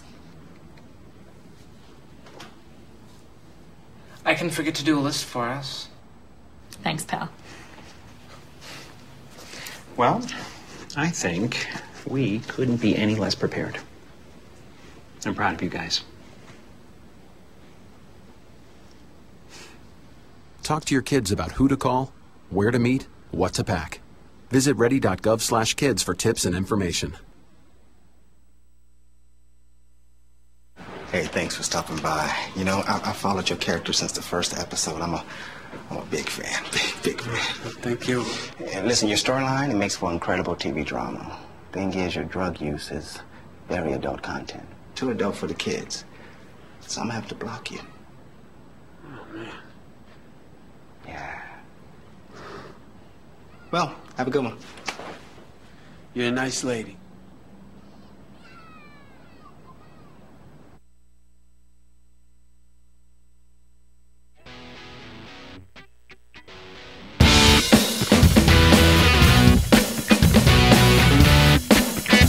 Seen on Free Speech TV and online on TawkrTV. This is the Bill Press Show. All right, 33 minutes after the hour. It is Wednesday, December 18, a week before Christmas. 6 shopping days left. There you go. Get out there and get it done. It's the Bill Press Show. We're coming to you live from our nation's capital and our studio on Capitol Hill with a couple of good friends in studio with us. Olivier Knox is here from Yahoo News. It's news.yahoo.com. He covers the White House for Yahoo News. And now joined by Joe Cirincione, one of our favorite guests and most frequent guests. He is president of the Ploughshares Fund. Joe, good morning. Nice to see you. Good morning. 6 shopping days. Wow, I have to go get busy. Hey, I'm telling you, you probably haven't already started. No, it's a good thing I have a wife. And Olivier, thanks again for coming in for Delighted. this whole hour. So, Joe, let's first of all, congratulations. You have a new book out. We've been talking about your book in thank your you very absence much. Here. Nuclear Nightmares, right? Yes, securing the world before it's too late. Do you think all these problems are behind us?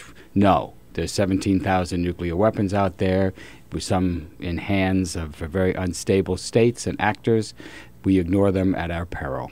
And how many do we have? We have about 8,000 of them, and the Russians have about 8,000. That's enough to do the job, isn't it? That's enough to destroy the planet many times over. Why do we have so many nuclear weapons? Why are we spending so much on these nuclear weapons? Can't we have a saner, more fiscally responsible course? Do they ever,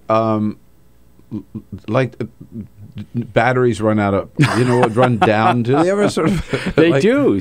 They're like cars, so you have to take care of them. And in fact, we're coming to the process where a number of them, they're sort of reaching the end of their operational life, both the warheads, the bombers, the planes, and the subs. Over the next 2 or 3 years. We replacing them? That's the decision we're going to make over the next 2 or 3 years. And if we replace everything the way it is, it's going to cost us $1 trillion over the next 40 years. Is that where you want to spend your money, replicating the Cold War arsenal? Well, I would say no. So there's Let's take a vote. Let's take a vote. So many hot spots around the world, Olivier, to talk about. Where do we start?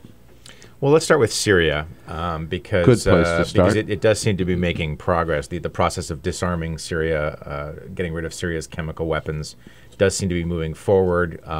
There is a plan now by the World Organization in charge of this. There's a plan now for the destruction of the chemical precursors to weapons and the weapons themselves. But I do have a question for Joe, which is every time we hear from senior officials, they're very careful not to say U.S. intelligence says that the Syrians have told us everything. They're very careful not to say that. They keep saying, of the declared weapons or the declared sites or the declared chemicals, we feel that, we feel confident that this is going forward. Raises an interesting reportorial gap. Can we trust that the declared Syrian arsenal is full? Is that a full and complete declaration from these guys? We don't know yet, so there's some hesitation there.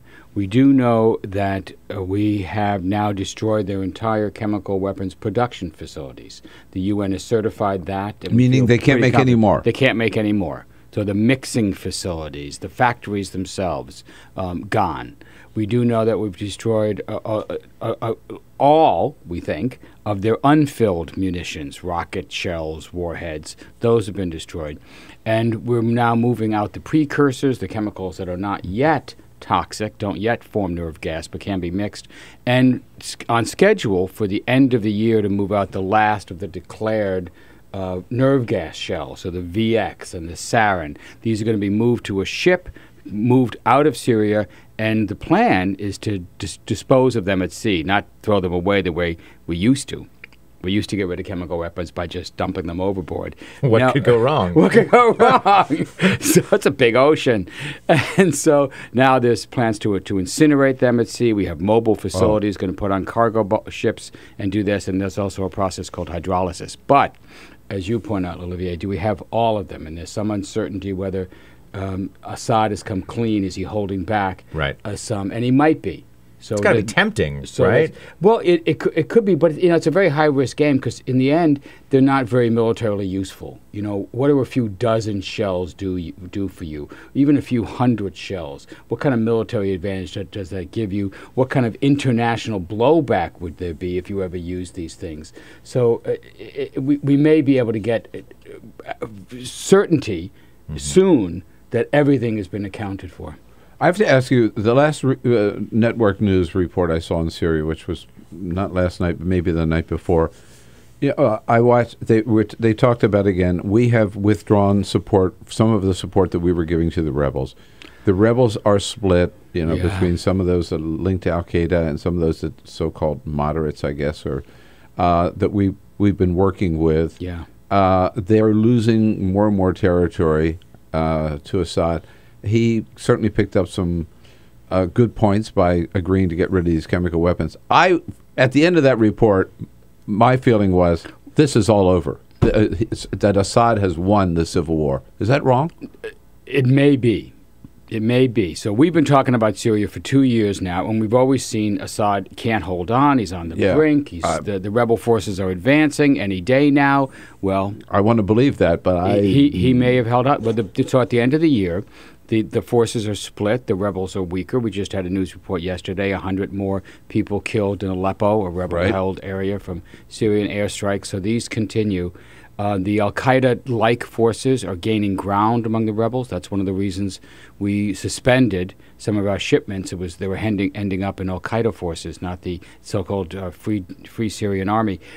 It looks grim right now. The only good news out there is that there actually are ongoing international negotiations for a ceasefire to allow in humanitarian assistance. This has been called one of the worst humanitarian crises in the world right now. Just a press conference in Geneva this week asking for the countries of the world to kick in about $7 billion for humanitarian relief. And you see some of the countries that haven't talked about this in the whole 2 years now sitting down and talk, including the U.S. and Russia and Iran and Saudi Arabia in one room talking about how to at least pause this vicious battle. Joe Cirincione here from the Ploughshares Fund with Olivier Knox from Yahoo News. Very exciting to see these crowds, heartwarming to see, I thought, these crowds in the Ukraine, in Kyiv.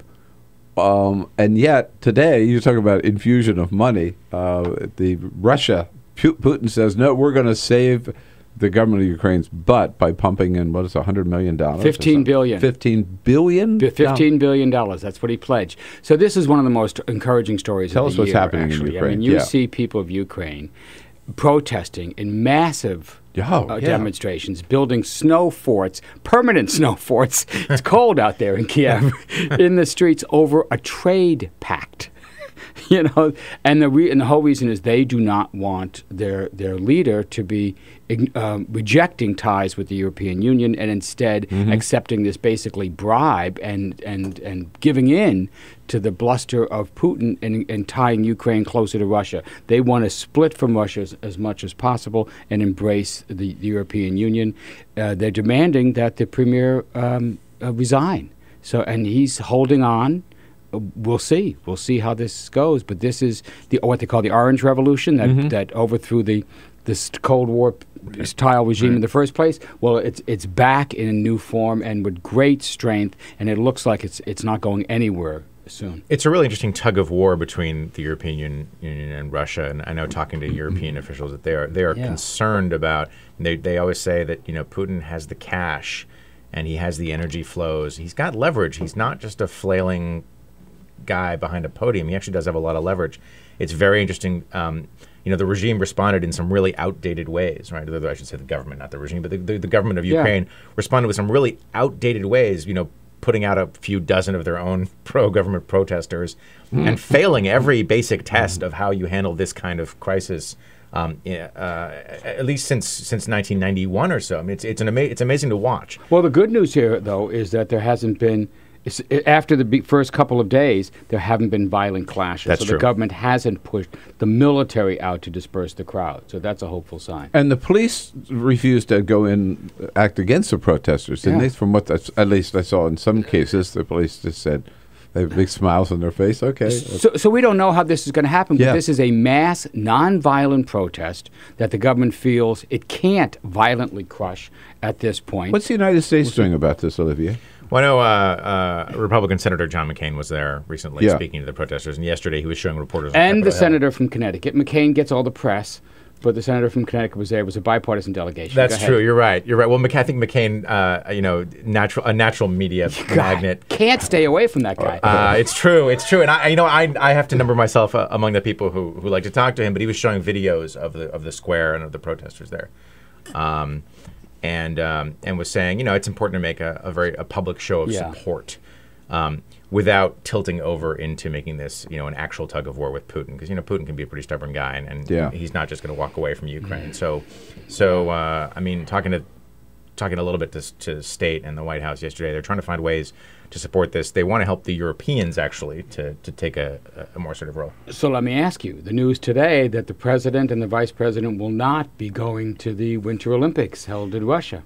I want to watch. I haven't had time to read in this morning, but I really want to see the Russian response to this, because it was an obvious diplomatic snub. No senior officials, no active cabinet officials, and instead Billie Jean King. We were talking about this a little bit earlier. It's a fantastic message. It's an unmistakable message, and I really want to see what the Russians say. Yeah. How do you like this, Vlad? Yeah. Exactly. With Joe Cirincione and Olivier Knox, doesn't get any better. Your calls, your comments, welcome at 866-55-PRESS. We'll be right back on the Bill Press Show. Seen on Free Speech TV and online on TawkrTV. This is the Bill Press Show.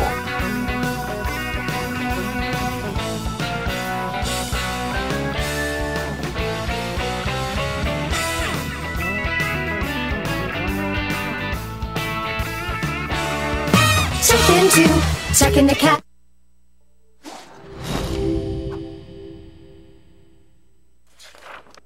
In 1920s America, the Great Depression effectively erased consumer demand. Struggling manufacturers needed new ways to get people buying again. Innovative production processes like stamping and use of molds allowed them to use new materials for their designs. Products using vinyl, chrome, aluminium and plywood began appearing. American industrial designers began introducing streamlined, efficient shapes that shouted progress. Bel Geddes pioneered what we now refer to as utilitarian art. Things that had little reason to look sleek, now all of a sudden did. At the 1939 World Fair featuring Bel Geddes' immensely popular Futurama exhibit, a new era of American industrial design proudly claimed to be building the world of tomorrow. Americans found great positivity in these futuristic forms. Yay. Things were looking up. American industrial designers realised that by making objects look great, people simply wanted them more. From cars to kitchen appliances, the most influential society on earth was spending money again. Mass consumption had arrived. Advertisers finally had lots to talk about. Personal taste could be expressed through the things you bought. Style became equally as important as function. Chair designers like Eames and Saarinen didn't just design seating, they created desirable lifestyles. People behind the products suddenly were stars. Everyone wanted to know who they were. Raymond Loewy was one of the shining lights of American industrial design. His face ended up on every coffee table in the nation. Toothpaste packaging promised whiter teeth. Washing powder packaging promised whiter whites. Who knew such simple household objects would shape the tastes and ambitions of an entire society? American industrial design improved America, functionally, culturally and intellectually, and exported it around the globe.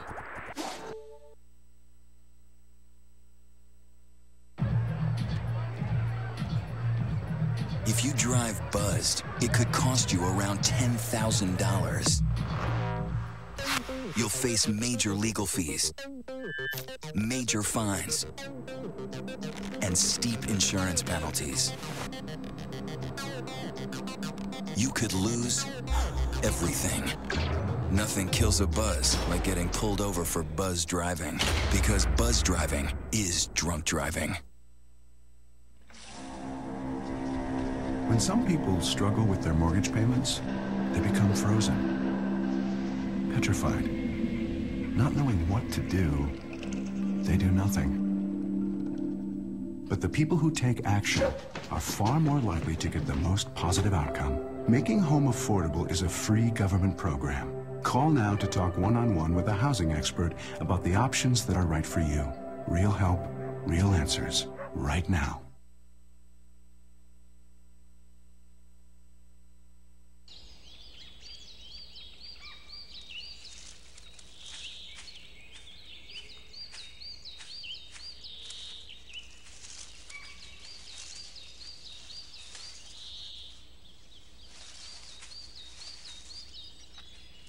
At Earth Justice, we defend the environment in the courtroom.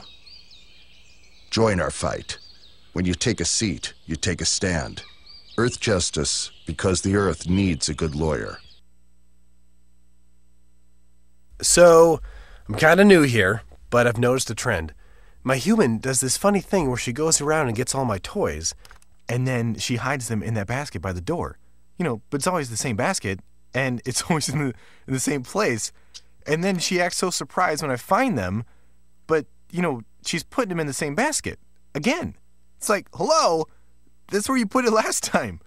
You were the worst at hide and go seek.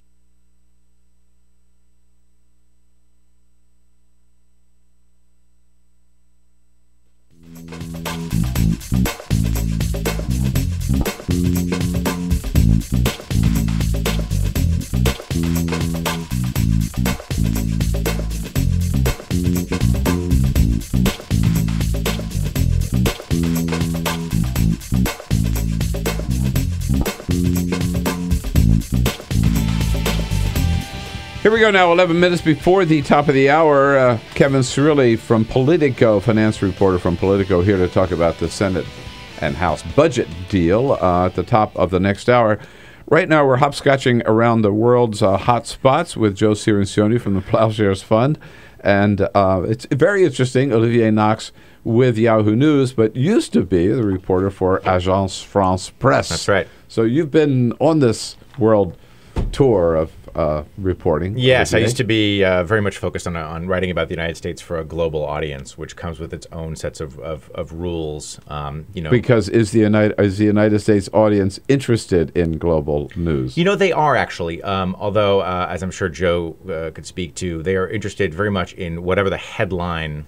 There are two things. One is the headline of the moment, and the other is just stuff they're interested in because of culture or tradition. So Irish Americans follow a lot of Irish news, things like that. But the headlines are always the most important. There's always at least one foreign policy story in the headline, and obviously the leading contender now is Iran. And Joe, I learned just before the program that on December the 14th, just 4 days ago, Olivier celebrated the 5th anniversary of a major story that he covered. Yeah, that's right. 5 years ago was the shoe throwing of Baghdad. December 14th of 2000. Remember the guy threw the shoe? Wow, at Bush? Yes. Yeah, and so if you want to see me and he was there, and 5 of my chins, you can just go online and search for the photo. Right. So this was his last month in office. It was the goodbye. Yeah, it was the goodbye tour. That's right. And I'm doing this in all the photos. It's a very, very flattering angle. It's really fantastic. But yeah, it's. Oh gosh. All right. Now, in the time we have left, what's going on with Iran? Has the president won the day here in terms of negotiations? The do-nothing Congress has left town or is leaving town in the case of the Senate without doing any harm. This is the good news. There was a real push by those who were opposed to the deal to pass new sanctions on Iran. This would have killed the deal. The deal explicitly says, while we're doing this, no new sanctions. People in the Senate wanted to pass them. They lost. So this was AIPAC out full court press. This was Israel wanting more sanctions. This was the conservatives, McCain, Graham, Menendez on the Senate Foreign Relations Committee. They lost the battle, so status quo. This is good. This allows the negotiators to continue their work. They're locking down the technical details now so that at the beginning of the new year they can start implementing the interim agreement. This interim agreement freezes Iran's nuclear program in place. While it's in place, no new centrifuges, no new highly enriched, medium-enriched uranium, no new production or stockpiling of uranium. They pause in place. The hope is that over the next 6 months we can work out a permanent deal to make sure that Iran never gets a nuclear weapon. So you mentioned they're working on these technical parts of the talks, and I feel like that always gets short shrift because it's held up. It's held up, this interim agreement so far. So what are these technical talks? What are they focusing on? For example, the agreement says that now we're going to have inspectors coming in on a daily basis. So International Atomic Energy Agency inspectors will come not weekly or bi-weekly, but every day. What exactly does that mean? Where exactly do they go? How long do they get to stay? What are they doing while they're there? Those kinds of details. What access to the records do they have? So you got to hammer all that out. They're not going to make any new centrifuges. Okay, how do we inspect that exactly? Where are all your declared facilities? How do we know there's no secret facilities? All those kinds of things have to get worked out. The T's crossed, the I's dotted. We're almost there. There was a little ripple, a little breakdown in the talks. Why does Iran have any interest in doing this? They want to fix the economy. They want back. I think but they also want nuclear weapons. I don't think they do. I don't think they do. The national intelligence estimate says Iran has not made a decision on whether to build nuclear weapons. They've been acquiring the technical capability. But at this point, I think this new pragmatic regime by President Rouhani is much more interested in restoring the economy and getting Iran back to what they see as a leadership role in the region. Those nuclear weapon program is in the way. Let's trade that away for status and money. Did President Obama do the right thing by shaking hands with Raul Castro? Of course he did. It's a common diplomatic gesture. There's nothing wrong with it. I'll shake hands with you anytime, Bill. Thank you for coming in, Joe. Olivier, nice to have Bill. you here. Thank you. Well done. I'm going to get in trouble for shaking hands with both of these communists here. I don't know. Thank you guys for coming in very much. Olivier, Joe, always great to see you. Merry Christmas. Merry Christmas. I'll come back and tell you what the president's up to today. On your radio, on TV, and online. This is The Bill Press Show.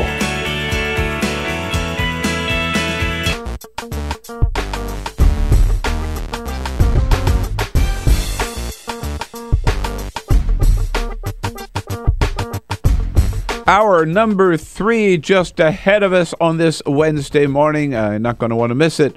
Unfortunately, you're not going to be able to continue to watch on Free Speech TV. But don't forget, the video stream is always there waiting for you at TawkrTV, youtube.com/TawkrTV. Kevin Cirilli from Politico is going to join us to talk about the budget deal, and then Laura Bassett from Huffington Post about this very restrictive abortion law passed out in Michigan. Stay with us.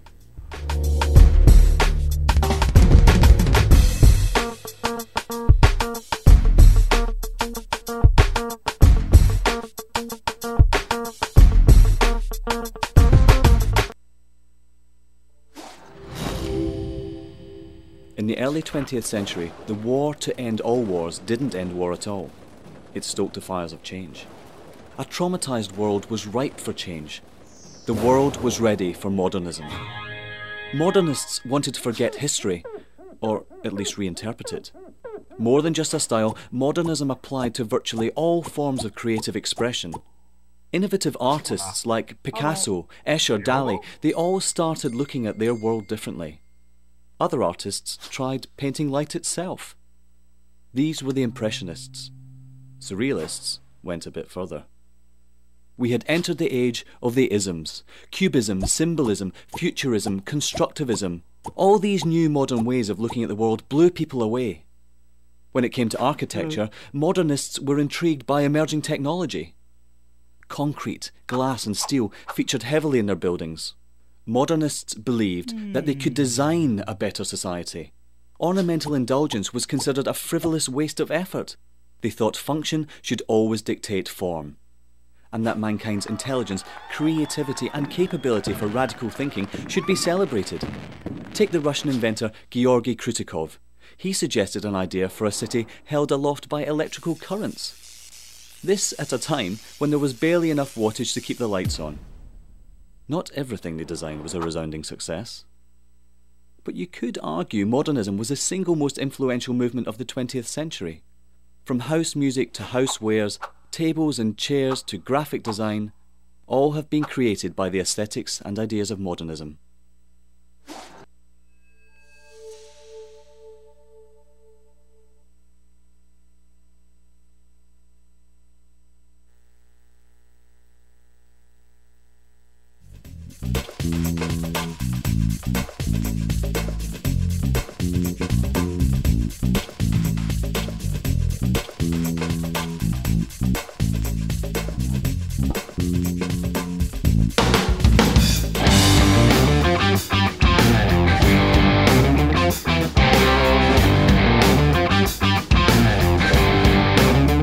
This is the Bill Press Show.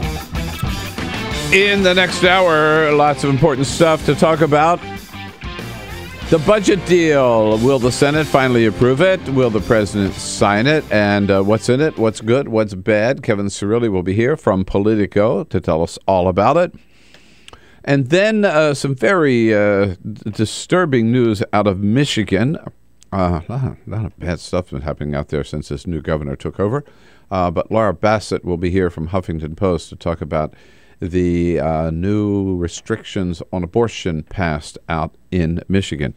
Meanwhile, President Obama, kind of another low-key day down at the White House today. He'll get his daily presidential briefing at 9:45 a.m. And then this afternoon, he and the First Lady meet with a group of mothers to discuss how the Affordable Care Act is helping them and take care of their families.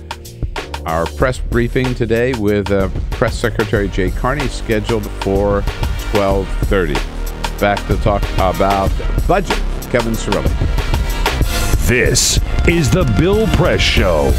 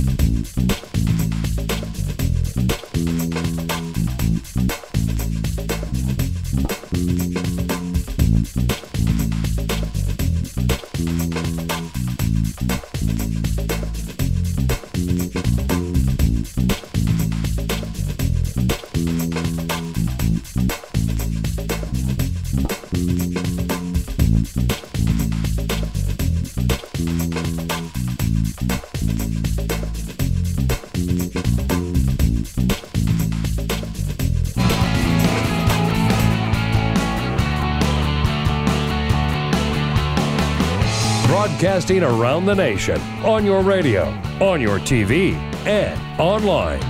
This is The Bill Press Show.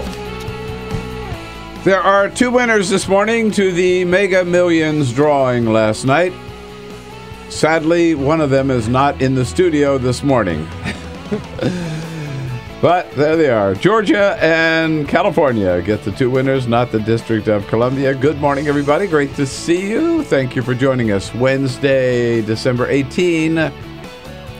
Coming to you live all across this great land of ours on your local progressive talk radio station, coast to coast. It is the Bill Press Show. Of course, you can also watch the video stream if you care to on TawkrTV. Go to youtube.com/Tawkr, TAWKR-TV. Good to have you with us this morning. We look forward to not only bringing you up to date on the important news stories of the day, but finding out what it all means to you and to your family and to your community. You can tell us by giving us a call at 866-55-PRESS. You can send us your comments on Twitter at BP Show. We're always following your comments all throughout the program. And on Facebook at facebook.com/Bill Press Show. The Senate yesterday, by a lopsided vote of 67-33, agreed to proceed to debate and eventually vote on the budget compromise that was approved by the House in another lopsided vote last week. Kevin Cirilli covers the Hill for Politico, particularly with his eye on financial news and budget news, and he joins us here in studio this morning. Kevin, Nice to see you. Welcome back. Thank you for having me. How are you? We're good. We're good. Happy holidays. We'll find out everything going on the Hill from you. And say hello first to our team here, Peter Ogburn. Hey. Lisa Murphy. Good morning. Hello, guys. Hello. And Alicia Cruz over there, sitting by at least, to take your phone calls. On the video stream, Cyprian Bolding keeps us looking good on the video cam, our videographer. Thank you, Cyprian. Just before we get into all the news, a little sad news yesterday. The death of Harold Camping at the age of 92 out in Oakland, California. May not be a household name, but you'll probably remember him. We talked about him a couple of years ago. He is a preacher and a radio talk show host. Here we go, a fellow radio talk show host. Best known for repeatedly, many times, predicting the end of the world. Yes. He first predicted the end of the world in May 1988. May 21, 1988. He was wrong every time. Most famously, he predicted, remember, if in 2011, which was kind of a scary year anyway, he said in May 21, the world was going to end on May 21, 2011. And he was wrong about that, of course. And then he admitted he was wrong and changed it to October 21. Said he was wrong by like 6 months or so. And so then they geared up again for the end of the world on October 21. And then it didn't happen again that time either. So. Well, I'm glad he was wrong in 1988 because I wasn't born yet. So there you go. Right. He wouldn't have come along, right? Yeah. But no Kevin. But what I didn't realize, I was just reading here from the New York Times. I mean, people took him seriously. Look, in May 2011, right? A woman in Palmdale, California, stabbed her daughters, 11 and 14, and cut her own throat with a box cutter to avoid the calamity. Jeez. A man in Taiwan leapt to his death from a building to avoid being there when the world ended. And in Antioch, California, a man who couldn't swim tried to reach God across a lake and drowned. People are crazy, right? What a legacy. Yeah, what a legacy, yeah. So he was wrong about the world ending every day until yesterday. The world ended, huh? But then he was finally right. The world ended for him, at least. Thank God it didn't end for the rest of us. Even though I didn't win the Mega Millions. Yeah. At least the world didn't end. Right, exactly. All right, we're going to do the budget deal and other news here. Laura Bassett will be joining us from Huffington Post at the half hour. But first, this is the Full Court Press. Some headlines coming today. Dennis Rodman is keeping his travel plans to North Korea despite Kim Jong-un executing his uncle. The former NBA star visited earlier this year, bonding with the North Korean leader. Following his return, Rodman insisted that Kim was misunderstood and didn't want any trouble from the U.S. Rodman is returning to help the country's basketball stars with a film crew in tow. If I were Dennis Rodman, man, I wouldn't be going back. Don't get too close. If he'll kill his uncle, he'll kill his best friend. Damn right. Has the City of Lights turned into the Bronx? The debate began when a former national police chief complained during the ongoing election that Paris was becoming Bronxified. Meant to tap into the fears and rampant crime, the battle is upsetting some Parisians who complain the comparisons are bad for the city. Residents of the Bronx aren't exactly thrilled about it, but they say Parisians have it backwards, not because of the crime. Bronx is being compared to Paris because of the up-and-coming artists, funky niche boutiques, and cafes. I think they're two distinctly different places. I think so. Google released its top searches for 2013. Topping that list are Kim Kardashian. Cyrus Miley. Miley Cyrus? Miley Cyrus. Well, Miley Cyrus is on the list, but actually the two top searches for 2013 are Nelson Mandela and Paul Walker. You know, I'm proud of America. Yeah, okay. Nice. Yeah, I am too. Nice job, America. Those searches actually for Nelson Mandela came before the passing of the great leader. I'm even more proud. Which, you know, just because of his legacy, people were looking him up. And also, they did supply the Washington Post. Yes. They did supply Washington Post with a list of top searches for the D.C. area. Oh, nice. And topping the list there is twerking. Oh, damn it. DC. Following not so closely behind are politics and policy stories, including the Marriage Act, Obamacare, and cyber intelligence sharing. Oh my God! Only in Washington D.C., right? I know. Priorities are straight here, I believe. Here it would have been something like Obama twerking that we were looking for, just because we have to screw everything up. Lisa, thank you. Kevin, so the Senate yesterday, it looks like it's a done deal. This deal's going to pass the Senate, right? It does. It looks like this. Representative Ryan and Senator Patty Murray, this bipartisan budget deal, which is by no means a grand bargain, but the bottom line is it would prevent another government shutdown in January.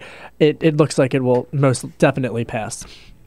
Is it and the president will sign it? Absolutely. Right? Absolutely. Is it a worthwhile deal? Is there anything good about this? Everybody says it's not a grand deal. It's like a little baby step. I mean, so is it worth doing? Well, I mean, as far as a budget deal goes, this is a drop in the ocean, right? But, I think the bottom line is that after all of the fiscal battles that we've had this past year, think back to last New Year's Eve, right, with the fiscal cliff, and then we had sequestration, those automatic spending cuts, which the defense community is still bracing to get whacked for next year, and then we had the government shutdown wrapped in with this debt ceiling fight just a couple of weeks ago. I mean, it was a huge, epic year as far as fiscal fights go, and I think Representative Ryan and Senator Murray, along with their colleagues, the leadership, they said, let's hit the pause button. Let's not have another shutdown come January or in the next year,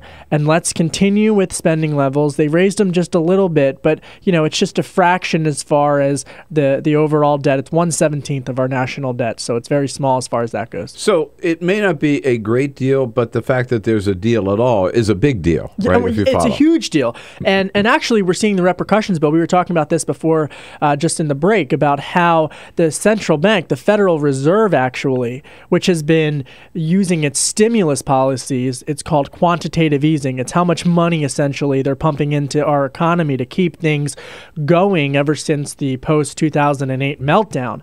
Actually, they were going to begin easing off of that in December, but because of that government shutdown, they weren't able to do that. And unemployment is still at about 7%, and the participation rate is even higher, at all-time highs actually since the 70s. But that's besides the point. But we're hearing that essentially they might begin moving up when they're going to begin easing off of that in the first quarter of next year, which is huge news. Okay, so back to the budget deal. Why wouldn't they do unemployment insurance, extending unemployment insurance as part of it? I mean, it wasn't that much money, right? Yeah, I mean, that's something that I think a lot of progressives and Democrats are unsure about. But on the flip side, there are some stuff in this budget deal that Republicans didn't like either. You talk about how much money, particularly with pensions, that small businesses, the fees in which that they have to pay into pension programs. So, and there are some fee increases as well. Everything from airlines has been the one that has gotten a lot of attention for a couple of bucks. But it doesn't raise taxes. And I think that's a huge one. And the economic certainty about what this can provide by not having a government shutdown, I don't think that can be understated. It's one of those, you're not going to see the problem, so you're not going to know that you avoided it. Right. I was interviewing a couple of folks during the government shutdown, Bill, who couldn't get a home loan because of the backlog, the federal backlog. And then I was interviewing a small business owner. We can talk about these numbers all the time, but small business owner, Bill, wanted to open up a small business in time for the holidays, hire 20 part-time seasonal workers. They couldn't get their loan approved because the government was shut down and there was a backlog. And that's how all of this stuff in Washington impacts the average person. And that's why a lot of Republicans realize we cannot afford another government shutdown, right? Absolutely. Yeah. Absolutely. Yesterday, Senator John McCain, speaking to reporters on the Hill, he was saying, people don't like big government, but they also don't like their government shut down. And I thought that was an interesting point coming from a Republican. So back to the unemployment insurance. I know Leader Reid has said, look, we're sorry we can't do it now, but we will pick it up in January and make it retroactive. Is that likely? You know, Can you get the Republican votes? I don't. It's standing alone, like that in January if you can't get them now as part of the budget deal. All right. So if we're reading the tea leaves, we've got this debt ceiling fight that's looming in the early part of 2014, and so the parameters for that, the negotiations about which the Democrats and the Republicans, the battle lines are still being drawn. In fact, the Senate Minority Leader Mitch McConnell yesterday said he didn't know what the battle lines are going to be. We could see something like that wrapped into this, but also I think that from a larger narrative standpoint, Bill, we're seeing President Obama and the administration start to push some of these more economic issues to the forefront that we could see take hold in his State of the Union address. We've been hearing a lot recently about income inequality in America and also the minimum wage. And so I think this is part of a larger narrative that that insurance could be wrapped into this. But I think right now the first thing is let's get the budget approved. Let's get some nominations approved before the holiday recess and then start all over in January. One of the big nominations that has not yet been approved is, you mentioned the Fed a little bit earlier, Janet Yellen, nominated by President Obama to be the new head of the Fed.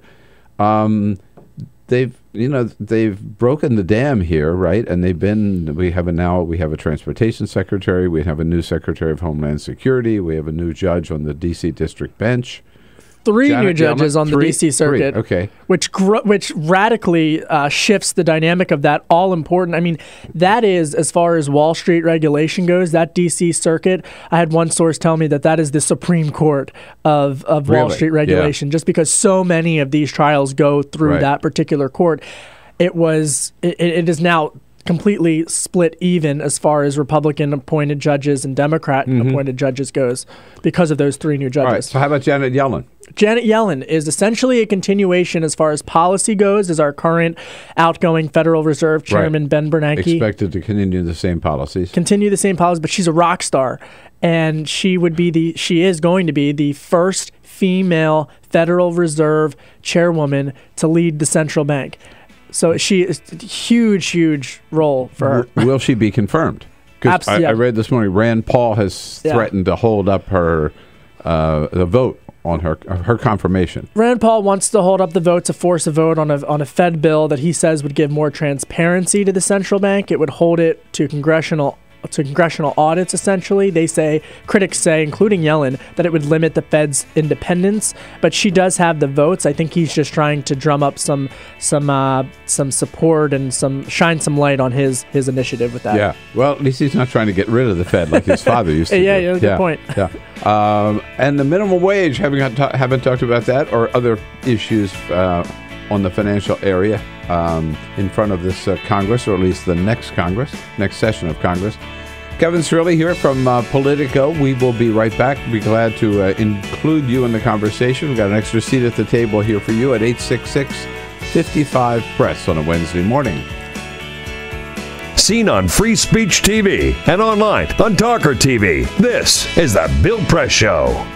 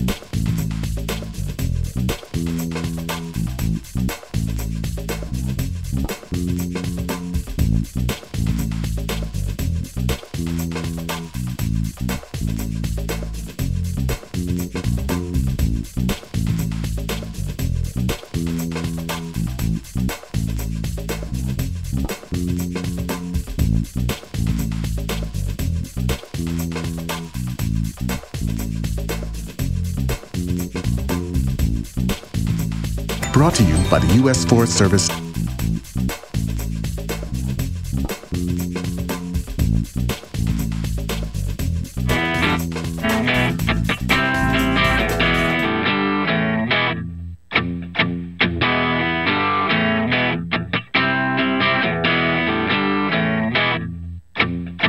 This is the Bill Press Show.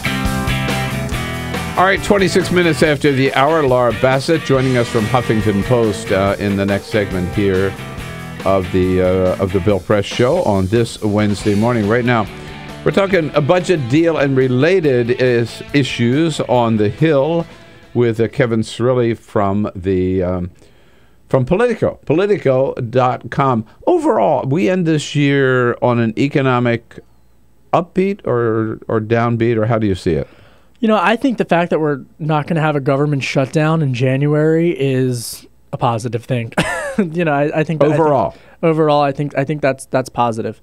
I would say, just coming off of the last government shutdown and how awful that was for everyone, I think this is a positive something step. that Wall Street and the U.S. business community welcome, I guess. Right? Absolutely. You know, and we always talk about. You hear about this. Certainty. We need certainty, you know. Well, there's been a lot of uncertainty. Yeah. And that's at least for the next couple of years. Yeah, no, I think so. And we always hear about Wall Street's reaction, but, you know, I can't overemphasize enough how Main Street, this impacts directly small business owners and small town America trying to get loans. I mean, the certainty in Washington directly impacts small town places like suburban Philadelphia, where I grew up, their ability to have that certainty to go to the bank and get loans approved from homes to businesses. And that's huge. Right. And you know, we're not going to be lurching from fiscal crisis to fiscal crisis every month the way we have for the last couple of years. But there will still be a debt ceiling fight in the first quarter, but it won't. The cliff won't include a government shutdown. Interesting that the White House this week at our briefing, Jay Carney said that absolutely the president's position has not changed. He will not negotiate on this debt ceiling. He's not going to give anything away to get an increase in the debt ceiling. So they've already laid the bar down there. Don't even try it again. Yeah. And I'm not sure Republicans will try it again. Because they got burned the last time. John McCain told me yesterday, he said there will be a fight. The battle lines are still being drawn. And the Senate Minority Leader, Mitch McConnell, echoed his statement. So I think there will be. To be continued. To be continued, exactly. Happy holidays, Kevin. Thanks so much for coming in. Thanks for having me. Happy holidays to you. This is the Bill Press Show.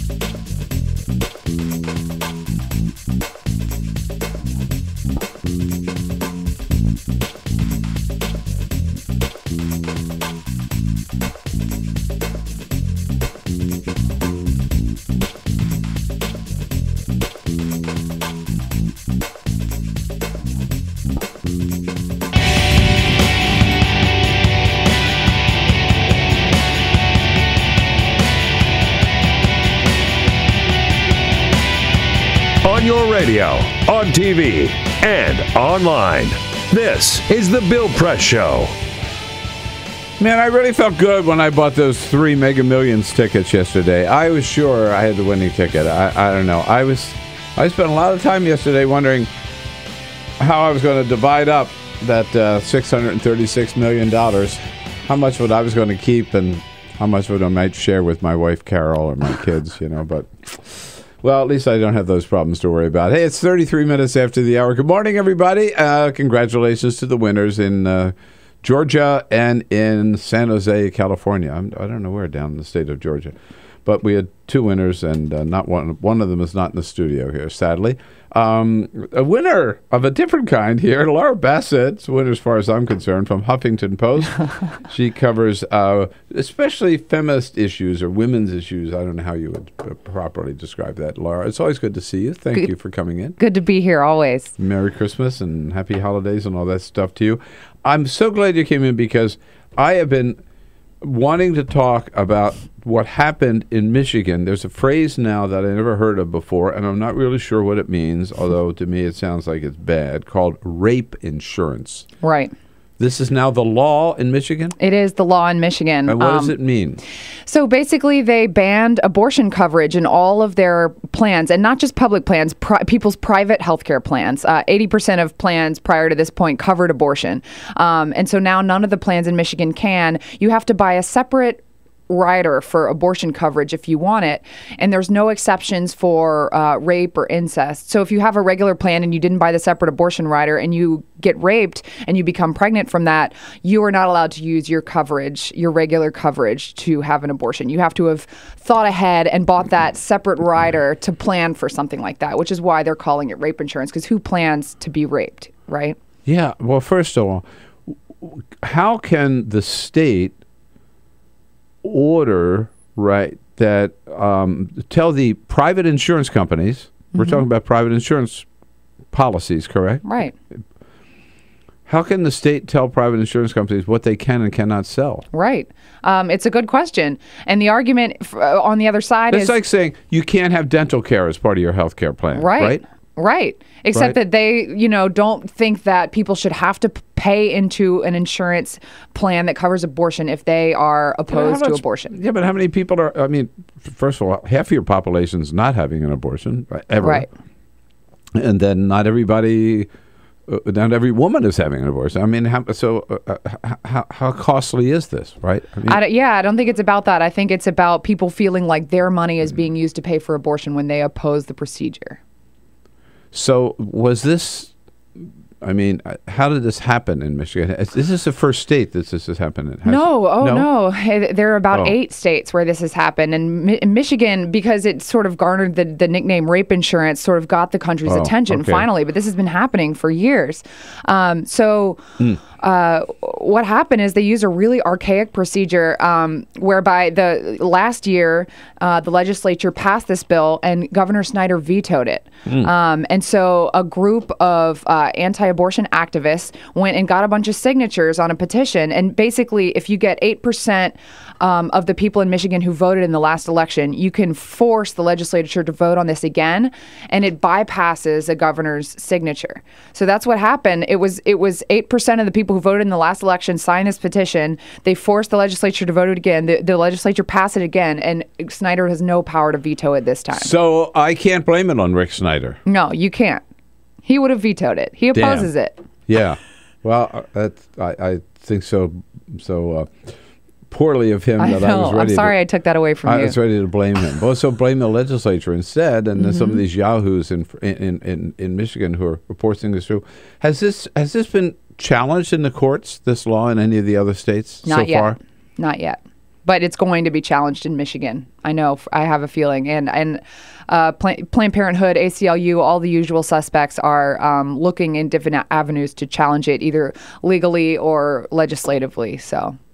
And is this rape insurance even a product that's available?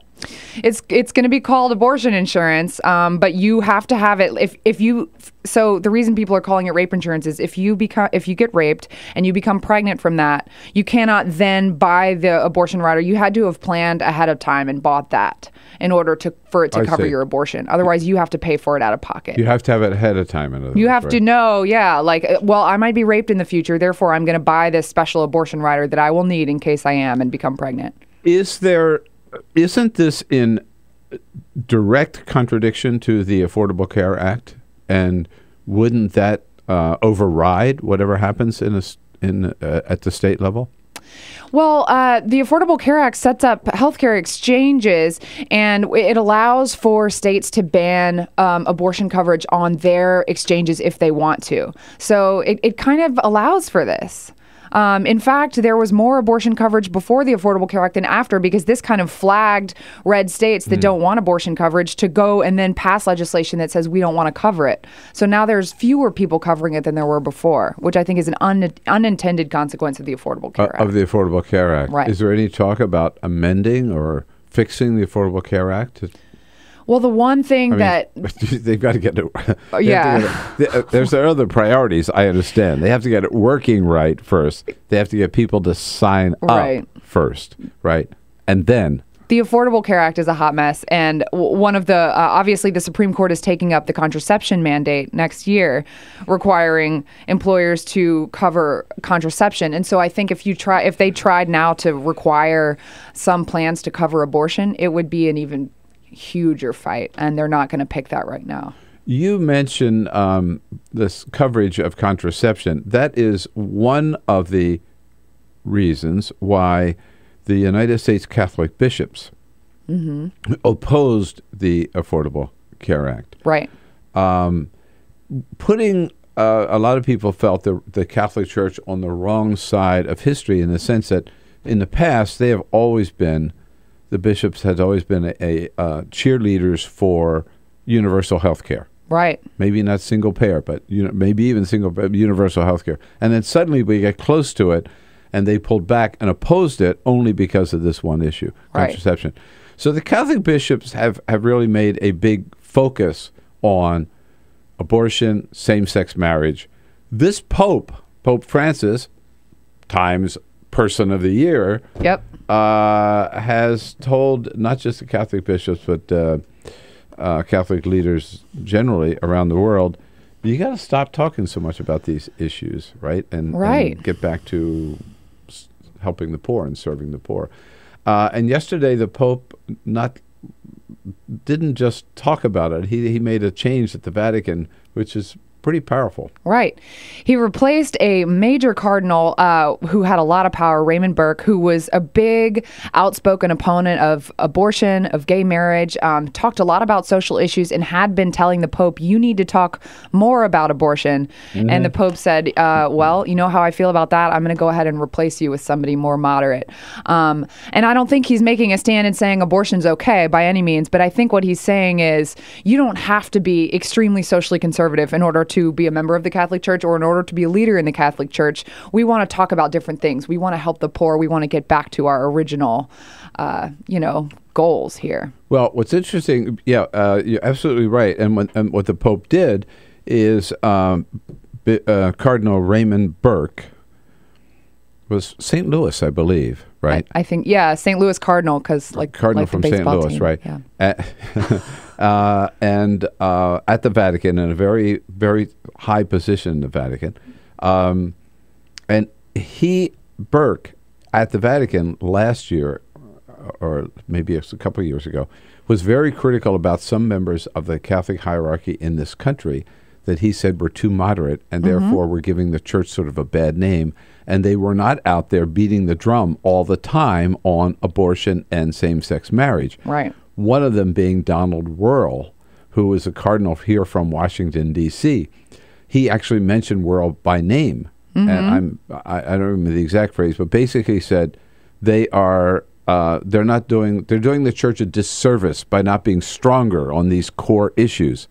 Well, the Pope not only threw Burke out, but he put Donald Wuerl in his place, which Father Thomas Reese, who's a good friend of mine, a good friend of the program, a former editor of American Magazine, the Jesuit publication, said yesterday, this is the strongest move that this Pope has made yet. And it proves that he's just not a man who's going to talk about these issues. He is going to change the direction of the Catholic Church. Absolutely. Again, it doesn't mean the Catholic Church is changing its policy on abortion, but it's a matter of emphasis and inclusiveness. Yeah, very, very important. your questions about this Michigan. Maybe you've got this rape insurance so-called in your state as well. What can be done about it? Or what is being done about it? 866-55-PRESS. Laura Bassett's here from the Huffington Post and the Wednesday edition of the Bill Press Show. Seen on Free Speech TV and online on TawkrTV. This is the Bill Press Show.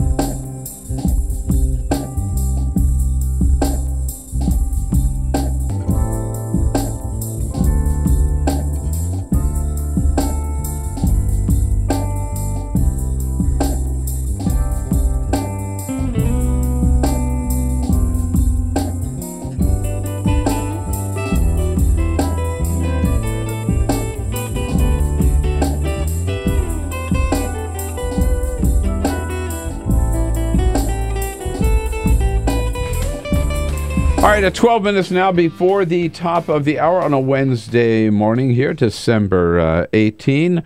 Laura Bassett in studio with us from Huffington Post. Did you buy your Mega Millions tickets yesterday, Laura? I didn't. I should have. Oh, you could have brought a winner here. Was there a winner? There were two winners. Two winners. One in Georgia, one in California. Oh, that's exciting. They have to share $636 million. Oh, that's a shame for I know. Yeah, isn't it terrible to only walk away with, $320 million? Yeah, right. I can't imagine. Well, next time, I've always bought Powerball. I never bought Mega Millions till yesterday, but I don't keep my eye on it because that prize gets up there pretty big. We are talking some serious issues dealing with affecting women, particularly around this country. Your calls welcome again at 866-55-PRESS. Started out talking about this so-called rape insurance law, which is now the law of the land in Michigan. You mentioned, I learned this from you this morning, that some 8 other states have adopted this before Michigan, right? So this is, I would imagine, some ALEC or some organized effort to get state after state, red state after red state after red state to do this.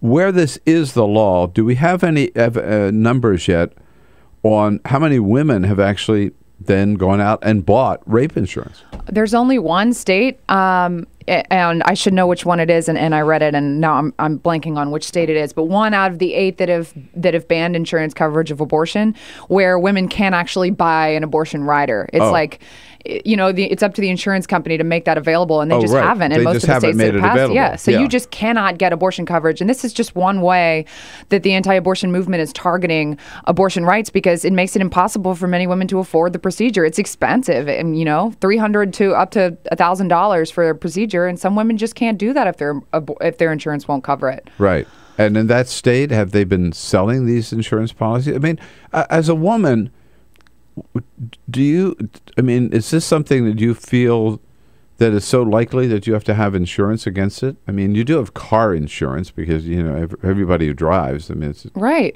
Well, it's not something anyone ever thinks about, because more than 80% of private plans prior to the Affordable Care Act, just automatically covered abortion. And so women didn't have to think about, do I have abortion coverage? Do I not? It was usually something that when they needed the procedure, they went and researched it and found out they did. And, nobody thinks, okay, now I have to go buy abortion coverage in case I have an unintended pregnancy. It's just not something that most women think about, which I think is the main problem with this bill. Yeah, and it's obviously an insidious way where they can't ban abortion outright, right? Right. And they added a thing in the bill that says if you're already pregnant, you can't get this coverage, of course. Oh, really? Yeah. Yeah.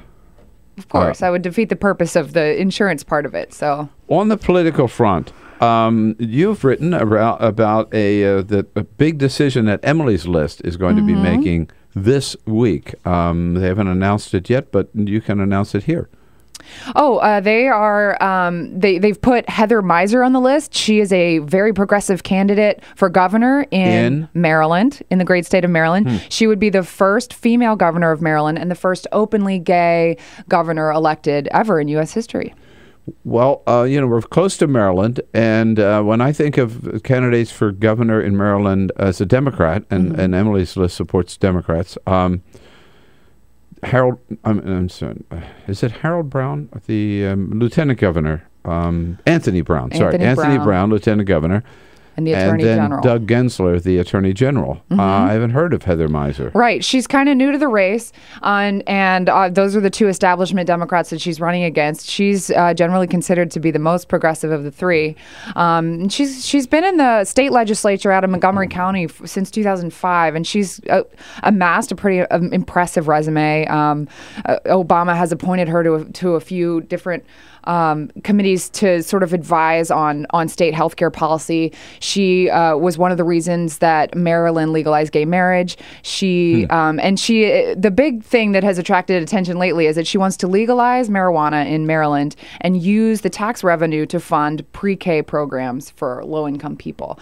And so this plan of hers, which she's one of the first people to actually lay out a plan for how this would work, has garnered a lot of attention. Wow. That's a very exciting candidate to watch. I mean, so Maryland could join, at least if she becomes governor, right? The state of Colorado and the state of Washington, D.C. Washington State, I'm sorry. Right. With legal recreational use of marijuana. Yep. And you know what? Maryland is right next door to Washington, D.C. I know. It would be interesting to see how that worked. A lot of people hopping over the state line. Make it very convenient. You can take the metro. You can take the metro to... Get your pot and then come on home and enjoy it. Laura Bassett, nice to see you. Merry Christmas. Merry Christmas. Holiday. Okay, thanks so much for coming in. Good to be here. And I'll be back with a quick parting shot. Seen on Free Speech TV and online on TawkrTV. This is the Bill Press Show.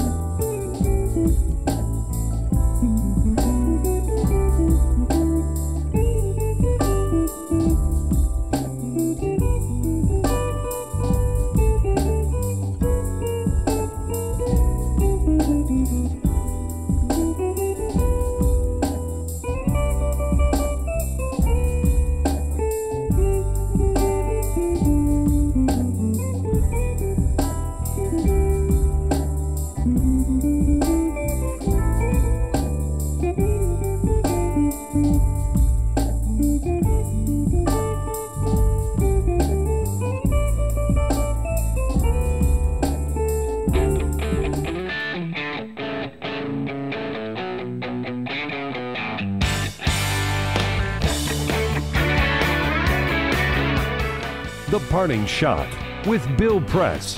This is the Bill Press Show. Well, as we learned yesterday, a federal judge has ruled that NSA's collection of phone records is probably unconstitutional. So isn't it time to take another look at Edward Snowden? After all, we wouldn't have even known about what NSA is up to if Edward Snowden hadn't told us about it. But the White House still refuses to budge on Snowden. Jay Carney told us yesterday that they still consider him an outlaw who should be sent back to the United States and tried on felony charges and then probably sent to prison for the rest of his life, which, if you ask me, is just the opposite of what should happen. Isn't it clear by now?